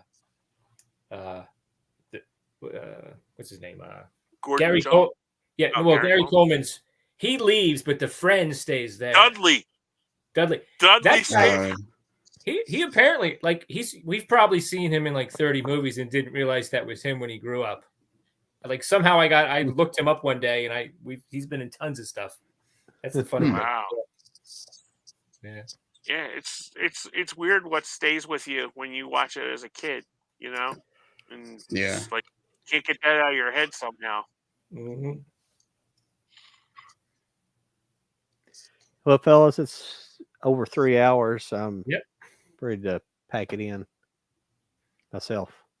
Yep. Dan, we hope you come back. Yeah, I'll come back anytime I can. Yeah. I appreciate you guys having me on. This was a lot of fun. I know. Well, we knew we were going to go off topic, but I think we actually stayed on topic for a little while. We did a pretty good job. Yeah. We kept it on the road for a little while. We touched on a lot of Hammer stuff. The only thing we didn't mention was they had a couple TV series, which, if anyone is interested, if some of those episodes are really good. Hammer House of Horror. Mm-hmm. And Hammer House of Mystery. There's a complete House of Horror collection that I was looking at earlier on. It is like $15 for it said the complete collection. I may have to pick that up. Yeah. Yeah, Dan got me on the Kolchak because he had picked up Kolchak. Yeah, I still haven't watched the whole series. I watched several of them, but I haven't watched the whole series. Those are fun. Yeah, I got that too, and I haven't watched them all either. Mm-hmm. It's kind of thing like I don't know what I'm waiting for. You know what I mean? Like what? Sometimes I forget I have it. Yeah, right. Yeah. And plus, there's like something you'll like watch on the YouTube, and you'll just go down a rabbit hole with like when we were talking about horror movies. I said to John, I watched 7 of them this week. Just to get myself ready, and I had notes prepared and stuff like that. On my phone with everything. So. Yeah. It's interesting. Check out Mr. Dan's channel because he's like really interesting. I really, really am glad that you came on and I finally got to talk to you live. No, I appreciate you guys having me on. Yeah. I Awesome. discovered you through Kenny. Kenny's put out the word. I'm gonna start watching your videos. I thought I was already subscribed to your channel, and when I was looking up to get the link to put in the comments section, I was like, I'm not subscribed. I thought I'd seen your videos before. I don't know. Yeah. It's crazy. YouTube also does those kind of hijinks too. Yeah. Unsubscribes you. Yeah. Yeah, definitely. So if you guys are wanting to find the links, if they're pinned in the comment section down there for Mr. Dan's channel, and all of us are in the comment section as well. Thank you everybody for showing up tonight, leaving your comments, and we'll talk to you next week. See you guys later. See you later. See you Bye-bye. guys. Yeah. Nice Yeah, talking bye. to you, Dan.